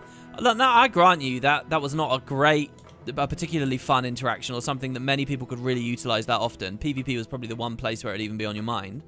But I wonder, is that because an unblockable pet is too extreme for whatever they've got planned, or is that because they want that to be something they can have in whatever they've got planned? You know, that to me feels like a future-proof thing. You know? Yeah. And they don't talk about it at the top because they don't want you scrutinizing it too much or something. I don't know. Anyway, I have a question about that, though. Are they also changing Lesser Call of the Wild on Clarion Bond? Brilliant question. That's what I was about to shout out. Yeah, I don't know. I hope so. Okay. Well, there you go. Okay, let's do Revenant. Oof. Almost made the mistake. Now, there's a lot here. You didn't like this, right? I didn't like one thing. Okay, all right. I didn't like one thing either, and it's because it's conspicuously missing, so I may as well talk about it here. What is the most overpowered trait in the game at the moment, possibly, in terms of, like, broad application? Battle Scars. Battle Scars. And, you know, it's so bad to have Battle Scars do more damage than the DPS trait at the end of that Grandmaster line, let alone just the straight-up potency efficacy of it. There's no change to Battle Scars here, guys. But only in PvE, though. No, everywhere. Battle Scars is amazing everywhere. It's amazing pretty everywhere. good everywhere, but it's broken in PvE. It's broken everywhere, I would say. But, you know, we're splitting hairs. It's not... Why is it not on the list? What is going on? Honestly. No Battle Scars and those staff changes. I'm like... It's been a long time since the last balance patch Arena Net. Where exactly are you looking? What is your assessment? You know what I mean? All right, so it just instead they're looking directly at certain things that I love a lot, and they're gonna. Yeah, do you know what I think the balance team's been playing? Fractals of the Mists. I think they've been in Fractals. I think they've been having a lot of fun in there, and they've made a balance patch around that. All right, here we go. Revenant. Renegade Condi builds were positively impacted by the general change of Torment this patch. While they will, yeah. Oh my god, this is gonna be fun. By the way, I have to say. I've been running around on a power Torment-y Revenant a lot lately, and I'm going to get some benefit on that build immediately, even though I don't build Condi damage. So they've got positive change. While they will be finding that they maintain and even improve their already strong performance, we are preemptively making slight decreases to the application of Applied Torment from several skills, as Condi Renegade builds were already one of the most potent condition damage builds. We'd like to improve other possible variations of the current build, the current favorite Invocation build, and as such, we're allowing specific traits in both Retribution and Devastation to increase all damage dealt, instead of just strike damage. Alongside these changes, we're updating Retribution to match the removal of Retaliation and its replacement with Resolution. We're improving strike damage of Renegade's Carlas further by changing it from a Ferocity bonus to all damage bonus. This change will allow Renegade power builds to be more viable in general play for open world and mission contexts. Maybe I'll bust the short bow out again. Although it is likely to create a Renegade power build for high-end PvE. Soul Cleaver's Summit was a skill we've been watching. Now, this is a good change. Its ability to grant uncapped healing per second, limited only by how many times someone can hit something, resulted in unintuitive gameplay. When Soul Cleave's Summit was active, players were incentivized to use skills that could have the highest could hit them the highest number of times. The unpredictable rate of healing is not something that can be balanced. As a result, it created situations where it would allow groups to ignore fight mechanics. Now, we're limiting Soul Cleave Summit to trigger once per second per player, similar to Razor Claw's Rage. We'll keep an eye on this skill. Now, if that rate is limited, we can safely improve it in patches if needed. Oh, so now you say this was a good change. I've just realized what you hate. You hate the Soul Cleaver's Summit. I hate this. Okay, hold on. Let's jump down. Okay, Soul Cleaver's Summit. Life stealing can now trigger a maximum of 1 time per second. What do you think? It's way too low. Go on, why? It's just, oh my god. It was like, you know, Soul Cleave Summit was just... I know it was too strong, but it's not like it was prevalent enough that everybody in the world was using it and ruining everything, you know? Well, okay, all right. Well, to be honest, Boots, I agree with you. I agree. The cool thing about Soulcleave Summit was that it had no ICD. Yeah. So it's like it's a special thing that you can build with, you can play with. It's interesting. And so like when gone. they say its ability to grant MCAP healing per second limited by only how many times a person can hit it resulted in unintuitive gameplay. How is that unintuitive? It's very intuitive. Yeah, and it was fun. That was the special thing about it. I agree with you completely on that. It's lame. It did need a nerf. That's the one thing. You just said nobody's using it. They are using it. I know. They're using it in fractals. Where you don't even need a healer. You just put Soul Cleaver Summit down and hit because stuff. It's good. They are the healer. That's what they think is unintuitive. It's like it's turned a whole role into just DPS more. That's what they're saying they don't like. Fine. So, but here's the thing. I agree with you. Why don't they just nerf the lifesteal potency? As in the healing gained from that lifesteal. Leave the other stuff so you still get the fun synergies. I think they've nerfed it in a really lame way. Maybe they're concerned about the server having to process too much maths because it's uncapped or something. I don't know. Really? I don't think that's it. You just think it's incompetence? No, I just think, well, it's the same reason why they nerfed Mad King Runes. It's because they don't like fun stuff in the game. Oh, it's not that. It's not that. It's not that they don't like fun stuff, but I get your pain. Really, especially as someone who's played with this so much, I get your pain. I think it needed a nerf. They just did it in like the lame way. Stop doing this, ArenaNet. They identify a problem. They miss a lot of problems, but then sometimes they're like, yeah, this is a real problem. This needs a change. But then they nerf it in like such a gross way. And the reason, and listen to this. So when asked about why they nerfed Mad King Runes, because it used to be 14 hits of 3 birds, so like whatever amount of hits, 42 hits in 3 or 5 seconds, they nerfed it down to a maximum, I think, of 5 hits per bird or something over 3 seconds. So it was like donk, donk, donk, donk. Right. And the reason they gave to why they did that is because of the interaction it has with Soulcleave Summit. So are you going to argue they should reinstate Mad King Runes now? At least. I mean, I think it also has the problem with One Wolf Pack, but I mean, fuck. That one has an ICD, though. I mean, why not? It has a quarter-second ICD. Yeah, why not give Soulcleave Summit a quarter-second ICD or something? Yeah, at least go to that. Yeah, I know what you mean. I can't believe I didn't think of that until now. I didn't realise that was the... But obviously that was going to be something that would upset you. Obviously. Yeah, I mean, it's just me. It's not just you. It's not just you. There is a fundamental thing you're getting at here, which I think you're totally right about. These are the kind of traits and skills that I love abusing in the game. And I think that is an issue. That is an issue for the game, and I understand why they want to make things less abusable. But for me, it's the stuff that gives me the most fun playing with builds in the game, you know? So like when things like that are all nerfed, it's rough. Let me give you an argument, all right? Boots, this came out 3 years ago. You've had 3 years. I've had enough time, yeah. Shut up and sit down. There's going to be some new ones later, and you'll play with those. You've had your fun. And when End of Dragon comes out, I expect each new elite spec to have one thing that doesn't have an ICD in it that I will try to abuse, and all will be right with the world again. And then in 3 years they'll nerf it out, and that's how it goes. That's how it goes. No, I know what you mean. All right, let's run through these other changes real quick. They kind of explained at the header a lot of this stuff, but Spiritual Reckoning is now Spiritual Resolution. So instead it's of 3 seconds duration, it's going to give you 6 seconds of resolution instead of retail. The damage reduction from Determined Resolution is now gained while the Revenant has Resolution rather than Vigor. I like that. That's like one clever thing that they did, you know. There was already a trait called Determined Resolution that was giving you reduction with Vigor. Well, perfect. Tie it to this new thing as well. There you go. And the class has access to it. Retaliatory Evasion is now Resolute Evasion. And as you can expect, it will give you Resolution. This trait now, Vicious Reprisal, now increases all damage dealt rather than only strike damage. Let's be clear, Vicious Reprisal is the Grandmaster Retribution trait that gives you more damage while you have Retaliation. So now it's more damage while you have Resolution, and it's hitting Condi damage as well. So remember what Boots said earlier about the Malik's Retribution combo? Well, there you go. That kind of leans into that. Invocation. Ferocious Aggression is now increasing damage from everything, even life stealing, which I think is interesting for Battle Scars, which was not nerfed. one quick thing about the Vicious Reprisal. The combo between the two things. The Vicious Reprisal will be competing with, because it's a Grandmaster, right? So it will be competing with the other Jalis Grandmaster that might be useful for Malix, which is the Right of the Dwarf King. Yeah. Also reduces condition damage by 50%. So you could go the defensive style, or you could go for a more offensive style, but both play with resolution in fun ways. Yeah. I think that's a good dynamic there.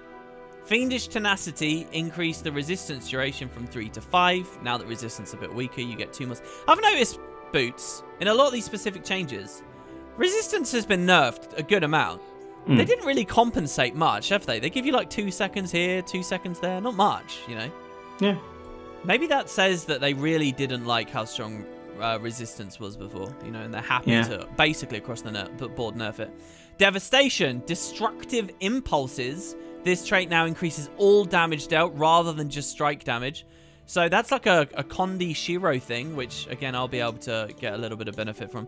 That's when you're dual wielding, basically, do more damage. That's a minor if you're dual wielding. Right. So, yeah, and I think that means lifesteal as well, maybe, which is kind of cool. Over on Renegade... I think it always meant lifesteal. Over on Renegade, we have the Soul Cleave thing we already discussed. Also, Karla's Fervor doesn't give you ferocity anymore. It's just a straight-up damage buff. 10% damage buff, not bad. And then if you Grandmaster trait for it, it's 3% per stack as well. So whatever that was, 3 times 5, 15. So yeah, that's definitely better. Mace, 3 Echo Interruption does a little bit less torment, as they described at the top, by 1 second. I mean, it's so tiny. Axe 5 does a little bit less. Yeah, that is Axe 5. Axe 5 is the torment. The other one is the chill. Yeah. Axe 5 does a little bit less torment. And then in Malix, the Demon Stance itself, a little bit less torment from the ult, the elite skill. And then Pain Absorption, which is giving you resistance. They've increased the duration by 1, but as you said, Boots, you die. This boon doesn't help you anymore. I would have expected a change in the corruption line that at least removes the self-inflicting torment thing. Yeah, you'd think that something would be done, but no, I guess they'd really just want to shoehorn you into a resistance / Malix build. I don't know. I think that they've just sort of... I'm expecting another patch, because despite all those changes, I think Revenant is a little bit wonky now. All right, let's go to Thief. Do you want to read this one out? I would love to. I often think of you as a Thief player, by the way. I don't know why. Really? Oh, I think it's because my character, Bootspur, is a Thief, but... Probably that, yeah. Yeah. Thief has had some of the least build diversity in PvE gameplay for a while now, and it's overdue for some improvement. While we're happy with the power damage rolls currently available for Thief players, we'd like to bring back Thief condition builds as another option. In this update, we're improving the conditions applied by daggers and short bows, and we're adding more condition-related power to the trickery specialization by giving it a source of expertise and a multiplier to bleed damage. Notably, we're also reducing the maximum targets of the stolen skill Detonate Plasma, which will affect Thief Boon build compositions in a few specific raid encounters. Now that we've added additional sources of quickness to the Scrapper specialization, we believe it is the appropriate time to also bring the Thief Boon build roll in these encounters down to match, providing boons including quickness for half the raid squad. This will allow for less roll shuffling in these encounters. If a squad still chooses to utilize a Boon Thief build, they will only replace one quickness provider. So they don't like the idea of having some encounters where like a build really shines, i.e. the raid encounters where you get Detonate Plasma. Yeah. So that's always been ArenaNet's thing, you know, they don't like that. But okay, so over the course of raiding, right, it started off that you would have to stack classes because they were the best ways to provide certain boons, right? Mm-hmm. So 2 Chronos. 2 Chronos because they only provided 5 people several times, and two Rangers, Druids or whatever. And eventually they got to the point where they're like, okay, you know what? Stacking classes is kind of dumb. It forces other classes not to be able to play. We're gonna introduce the fact that now a lot of these things apply boons to 10 people. That way you only need one of these things because they could do twice the amount of stuff, and then you could take whatever classes you want. that works in some capacity, and it didn't work in other capacities because people still kind of choose to stack classes because some classes are just better than others. But now they're like specifically trying to go back to the original way. I was wondering this with the scrapper thing. I was thinking, why is it only 5 targets, not 10? I was thinking that with the scrapper. Because yes, reducing this to thief to 5 instead of 10, it opens up a place for someone to do the same boons like a scrapper. But people are still only gonna take the ones that are best at their roles. So if the scrapper is better damage, still provides the same boons as the thief and does better damage than the thief, they'll only take the scrapper. And the same thing with the thief. They'll still stack they'll only take the thief, but they'll just stack the classes. So I think this is not a wise course of action.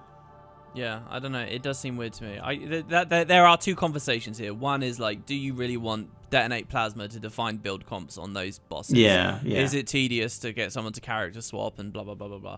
And the other story is like, what are they doing what with the whole 10 versus 5 thing? What is going on there? Yeah. Because it's not ubiquitous either. It's just here, you know? Yeah, anyway, moving to the actual points. Detonate Plasma, still and skill reduced maximum targets from 10. People can give their thoughts on that one in the comments. I'd like to see what people... Because I'm not raiding that much at the moment, so is there a piece of the puzzle I'm missing? Let us know. I don't know, but I think it's something that happens with Warrior 2. We'll get back to that in a second. Detonate Plasma reduces maximum targets from 10 to 5. Wild Strike, the skill now inflicts 2 stacks of bleeding for 3 seconds in PvE and 1 stack in PvP in World vs. World. Wild Strike... That's the auto attack chain. Okay. So a bit of bleed on the auto attack chain. On the second hit. Got it. And it still ends with a big poison hit. Yeah. Trick Shot reduces animation length by 2 seconds. That doesn't seem like by the way, Wild Strike, that doesn't seem like a huge amount of bleeding that you're going to necessarily put into a Condi damage rotation. Well, for PvP, a Condi dagger PvP build it is. Yeah, but for PvE, it's only, first of all, it's only 1 stack in PvP on the second hit. Yeah, but it's still a little bit more pressure, though. Do you know what I mean? It's still a little bit more value from the Condi. True, but in the description... Not every change is going to be a game-changing change. Wait, but what I'm saying, in the description of the section, they say they only, in PvE gameplay, they only have power rolls for thief players. Oh, you think these are all... Well, look, if they've done it for PvP and World vs. World as well, it's obviously minded for PvP and World vs. World as well. I know at the top they're talking about PvE gameplay, build diversity, but obviously they are thinking about all the areas. Yeah, but they're saying we'd like to bring back thief condition builds in PvE, and so we're improving the conditions applied by daggers, and it's just one change. This isn't the only change for Condi, though, is it? But it's the only one applied to daggers. It's like very small. Sure, but you know, it's just one brick in the house, you know. I guess so. Shortbow, Trick Shot, reduces the animation length by 0.2 seconds. The skill no longer deals increased strike damage to poison foes. Instead, it applies 1 stack of bleeding for 4 seconds when striking poison enemies. That's pretty good. So yeah, you choking gas, and now your auto attacks bounce through the choking gas, and they're poisoned, obviously. So now you're bleeding quite hard with the auto attack chain. That's quite nice. Like that. Surprise Shot and Malicious Surprise Shot. These skills now additionally apply 3 stacks of bleeding for 5 seconds in PvE and 1 stack in PvP in World vs. World. Sure. Choking Gas increases poison duration from 2 seconds to 3 seconds in PvE and World vs. World only. This now matches the duration in structured PvP modes. All right. Deadly Arts Improvisation. The cooldown of this trait has been reduced from 20 to 15 seconds. I think that's pretty cool. That's a big strong to Improvisation. Yeah. Trickery Preparedness. This trait now increases expertise by 150. And that's substantive. Yeah, that's a decent amount. Okay. And it's line. Bewildering Ambush. This has been reworked and renamed Deadly Ambush. All right. So before it used to be 5 stacks of confusion when you steal. Was it 5? Was it 6? I thought it was 6. It was. Hold on. 5 stacks of confusion. Okay. Stealing now also applies 3 stacks of bleeding for 10 seconds in PvE and 3 stacks for 6 seconds PvP in World vs. World. Bleeding inflicted on foes deals 25% more damage. So that's an interesting one. For PvE, that's definitely a Condi damage buff, right? Because it's just 25% more damage on the bleeds. I think Ranger already has this, so I think that's a little bit. But I actually think there's a bit of a nerf for competitive, which is maybe fine. I've never really liked playing against Condi Thieves anyway. Because, you know, the Confusion was a great cover Condi and could potentially burst really high. Well, it's still there, though. It's still there. This is in addition to that. Wow, yeah, that's a huge buff then. Yeah, it's a huge buff, and maybe people will be running caltrops in PvE now. I guess I got confused because they've renamed it from, it's not Bewildering anymore, it's Deadly, and Deadly is the bleed and stuff. Actually, that's a good question. Do they... They say it's a rework, but it also...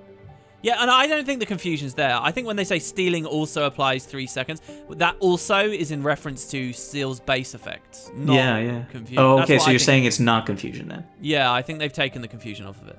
Okay. Why rename it otherwise, do you know what I mean? That's rough then, yeah. Yeah, but again, in the other format, which, again, the opening paragraph, they're more interested in the PvE pressure or whatever, so... I guess, okay. Then Deadeye, Blinding Shadow. The skill now reveals a caster if they are using stealth when the skill begins. Reduce the after cast animation from 0.25 seconds to 0.08 seconds. This Binding Shadow, by the way. Right, not blinding. Might be the best change of the patch. I'm so happy with this. This actually removes so much Deadeye sniping cheese, you know.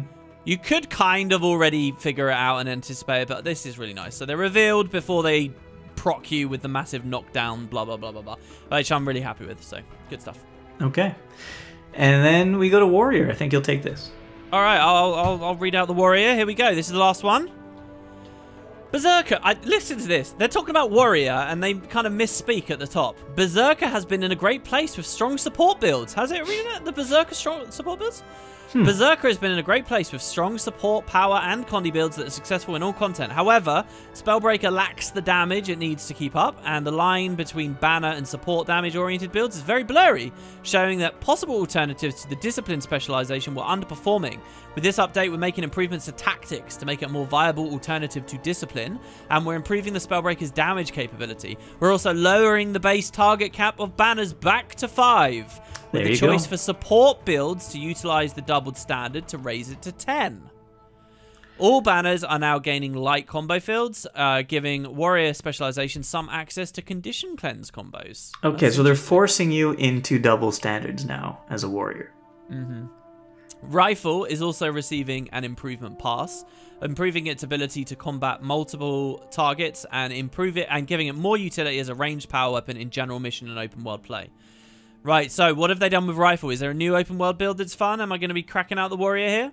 Fierce Shot, the auto attack. So that now pierces, which is good for open world PvE particularly. But it's not bonus adrenaline against vulnerable targets. Instead, it's might against vulnerable targets, which is nice, especially in a world where you want to be AoEing. Yeah, and I guess you weren't really gaining that much adrenaline because Fierce Shot is kind of slow. And here's the thing, if it's piercing now, you get adrenaline from every target hit. That's fun. So you still get a ton of adrenaline out of it, you know, if you're actually just cleaving through groups. So I like that. Crack Shot. Now this is the trait that interacted with your auto, as far as I remember. Let's read the effects of Crack Shot here. Warrior range weapon skills gain reduced recharge, and their auto attacks are enhanced, okay? So your auto attack enhancer no longer gives bonus adrenaline. Instead, it's 10% bonus damage. So again, just really nice. Just autoing and shooting through on a rifle is going to feel more weighty. You can hit more targets. But only to rifle. So how often? Yeah, so I guess, yeah, auto attacks. It's so weird. It's so weird to just buff an auto attack on something. No, they haven't just buffed the auto, though. Many of the other skills have changed. It's just that baseline. You know, no, I know, but it's so strange for a trait to just buff an auto attack. Yeah, you're right. That is strange. But on the other hand, I actually think that's a really interesting concept that maybe if all classes had stuff like that, it would be... I think that's a really interesting idea. It's an interesting idea, but is it good to just buff an auto attack? It just encourages people to only auto attack. No, it doesn't. No, it doesn't. It just changes the general baseline weight and feel of the class of that weapon in application.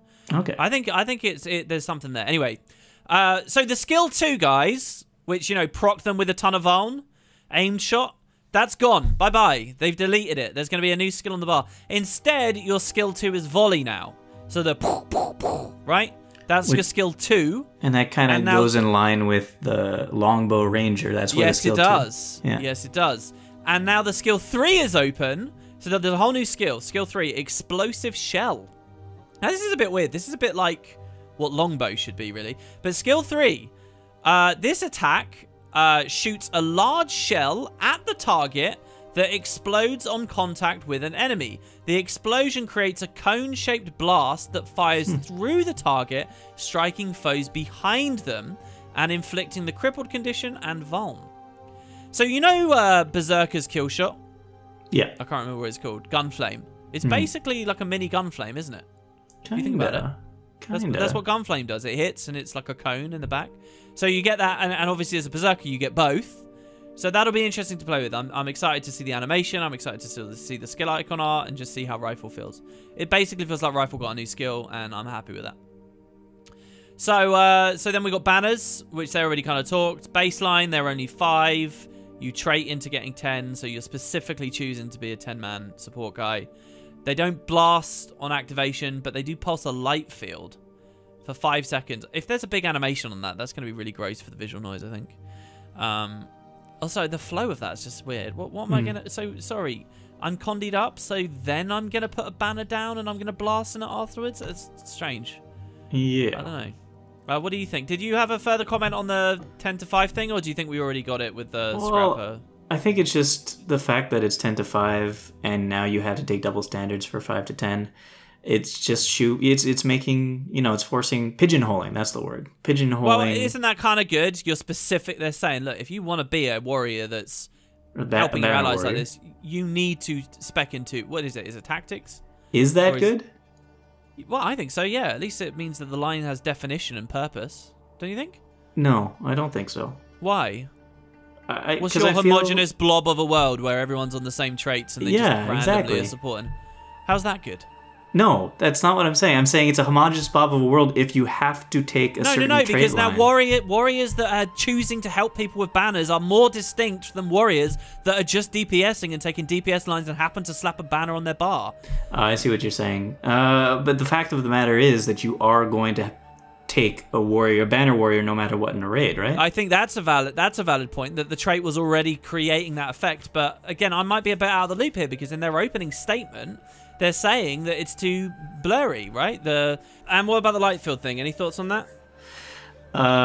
With the light field? Oh. I don't really care. All right. Okay, so strength, peak performance. They've reduced the additional strike damage applied for a period of time after using a physical skill from 15 to just 10% in PvE. But Great Fortitude now gives you ferocity out of your vitality. Okay, so it's not vitality off of power, now it's ferocity off of vitality. Yeah. That's going to feel like a very different trait. But it might encourage me to build vitality. Like, that might make Marauder Warrior feel a little bit more fun, because, the vitality that you get from the Marauder goes back into more ferocity or something. Yeah, but does this now mean that I can't have a 40,000 health warrior? Well, yeah, it doesn't buff vitality anymore, so it has shaved it down, doesn't it? It has shaved it down. Defense, Cull the Weak. It's okay, because they'll add a Juggernaut in the next expansion and you'll get it back. Defense, Cull the Weak, 7 to 10% damage bonus. Spiked Armor, which was as you're getting hit, you get retaliation. It's now not Spiked Armor, it's called Hardened Armor. Of course, because it doesn't... Yeah. Yeah, because you're getting resolution. The icon for Spiked Armor is like a little spiky turtle shell, by the way, like a Mario Koopa. So I wonder whether they'll change that. But they'll just Photoshop off the spikes. Yeah, maybe. Or they'll leave it. Tactics. Marching orders. Reduce the internal cooldown to get soldiers' focus back from 15 to 10. I'm quite excited about that. Soldiers' focus kind of ties in everything with tactics. If you guys followed the whole rework on that line from previous balance of boots. So the more regularly you get it, the better. Leg specialist. You get 10% damage, not 7. Have you noticed that basically all the 7% modifiers, they've just bumped up to 10? Have you noticed that? Yeah, it's interesting. Maybe not all of them. There's a few in the game I can still think of that are still at 7, but a lot of them are bumped up. Yeah, 7% was always just kind of a weird percentage to give people. Here we go, Boots. Roaring Reveille. Reveille. Or Reveille. I love how every balance of Boots that comes up. Have you noticed? We've had this conversation too many times. Yeah, you tried too hard with the... So would you... In English, it's Roaring Reveille, right? I guess so. Reveille? Yeah. I'm not familiar with the word, really. Increase the duration of resistance granted from Call of Valor from 2 to 3 seconds. And Warrior's Cunning in Tactics. Reduce the threshold for bonus damage from 90% to 80%. Now, that's kind of wild to me. Just to remind everyone, Warrior's Cunning is the trait that gives you an epic damage increase. 50% more damage if you hit someone with barrier. Or 25% more damage if you hit someone at high health. High health is now considered to be above 80%. Not 90, 80%. So you proc into that way more now. So that's, with the rifle changes, Tactics Rifle, I'm going to be trying it, man. Definitely. Yeah, that's It's a lot of damage. It's a lot of damage. Over to Discipline. Warrior's Sprint is from 7 to 10% buff. So put Swiftness on yourself, you get a lot of extra damage. Doubled Standards, we already talked about. Axe Mastery no longer grants additional ferocity for a second equipped axe. Now, that's an interesting phrase there. I don't know whether that means you just get all the ferocity in one, 240 ferocity straight up, or it means that now it's just 120 and you'll never be able to double it. Does that make sense? Yeah. I don't know. It depends on their wording there, but Axe Mastery goes down a bit. Finally, this is it, guys. The end of the video. Spellbreaker, Sun and Moon style. They fixed a bug that could cause the trait bonuses to be lost after you went down. And also, the main hand dagger bonus gives you 10% additional strike bonus to foes with no boons. So that's crazy. That's a 10% modifier. They just slapped on there. Yeah, to they bosses just threw mostly. another 10% onto Spellbreaker, which again, in open world PvE is going to make that really fun. Yeah. Attacker's Insight. Each stack of the Insight now also grants 50 power, precision, and ferocity. Each stack now grants 30, and it's 35 in PvP and World versus World. Just to be clear to everyone, Attacker's Insight is whenever you disable someone, you gain another stack. And right now it's 45. It's going up to 50. So they're buffing it a little bit, basically. That's like your first little minor.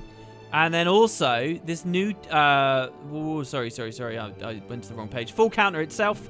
The attack portion of Full Counter now correctly triggers if the Spellbreaker's in mid-air, allowing the skill to end correctly. So yeah, if you're at Keep and you Full Counter and you jump over the edge, it will actually proc for you. You won't just get punished. For Is that going to fix the animation bug where it looks like you're always full countering?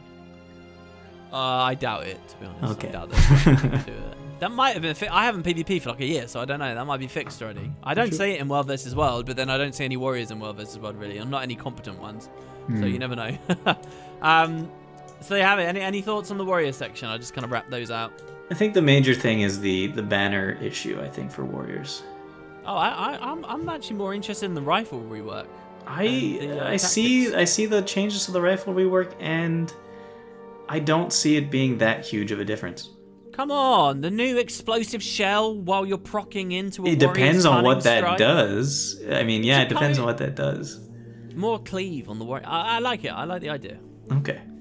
But yeah, there are some weird, hazy things going on with 10 to 5 and what they're trying to do with banners there. You guys can, as always, give your thoughts, explain where we've been fools. This has been a very long one, which is funny because my opening comments was that I don't really think this is that epic of a patch. Not really. But it definitely it does change a lot of things though, just because of the resolution change and the resistance change. Yeah, and that precisely how we come out of that is gonna affect how disastrous these chaos staff changes are to me. Maybe it's all right. But I'm not going to lie, there is a small part of me that is quite excited about the fact when this patch comes out, they're just giving me free alacrity and 25 might on a build that I already considered to be ludicrously busted. Yeah, but and I'm very unhappy. Very unhappy about Soulcleave Summit, but what are you going to do? Well, there you have it, guys. So thanks very much. Oh, especially give me your speculations on where you think this might be angling for End of Dragon stuff. Brilliant to have you on, Boots. For anyone who missed it, Boots was on another couple of videos of mine recently, the End of Dragons daily podcast that I do. So feel free to check that out. He also did a video. You did a full video, didn't you, on your channel? I saw it got uploaded. No, it was just a little update video. It's not a... Oh, okay. Well, anyway, he's got stuff on his channel you guys should check out. And what did you say you were going to do earlier? Oh, yeah, the brake bar tutorial. Keep an eye out for that as well. That might be cool. Well, it has to come after this patch anyway. I do think that purple change is going to be one of the more evident tweaks after this comes through. It'll so be many good. tooltips. So many tooltips will read different now. Yeah, it'll be good for the game for sure. there you go, guys. Thanks very much for watching. Let me know if you enjoyed the video. Support it in any way that you like. And I'll see you next time. Ta-ta now. Bye. All right, brilliant.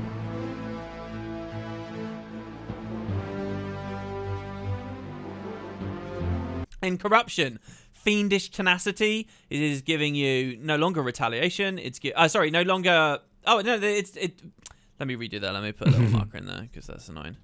It's the resolution retaliation thing fucking me up. Fiendish Tenacity. Oh, I'll do that again while you're not laughing. Fiendish Tenacity. For fuck's sake, you're ruining. I could just mute your track, to be honest. No, don't do it.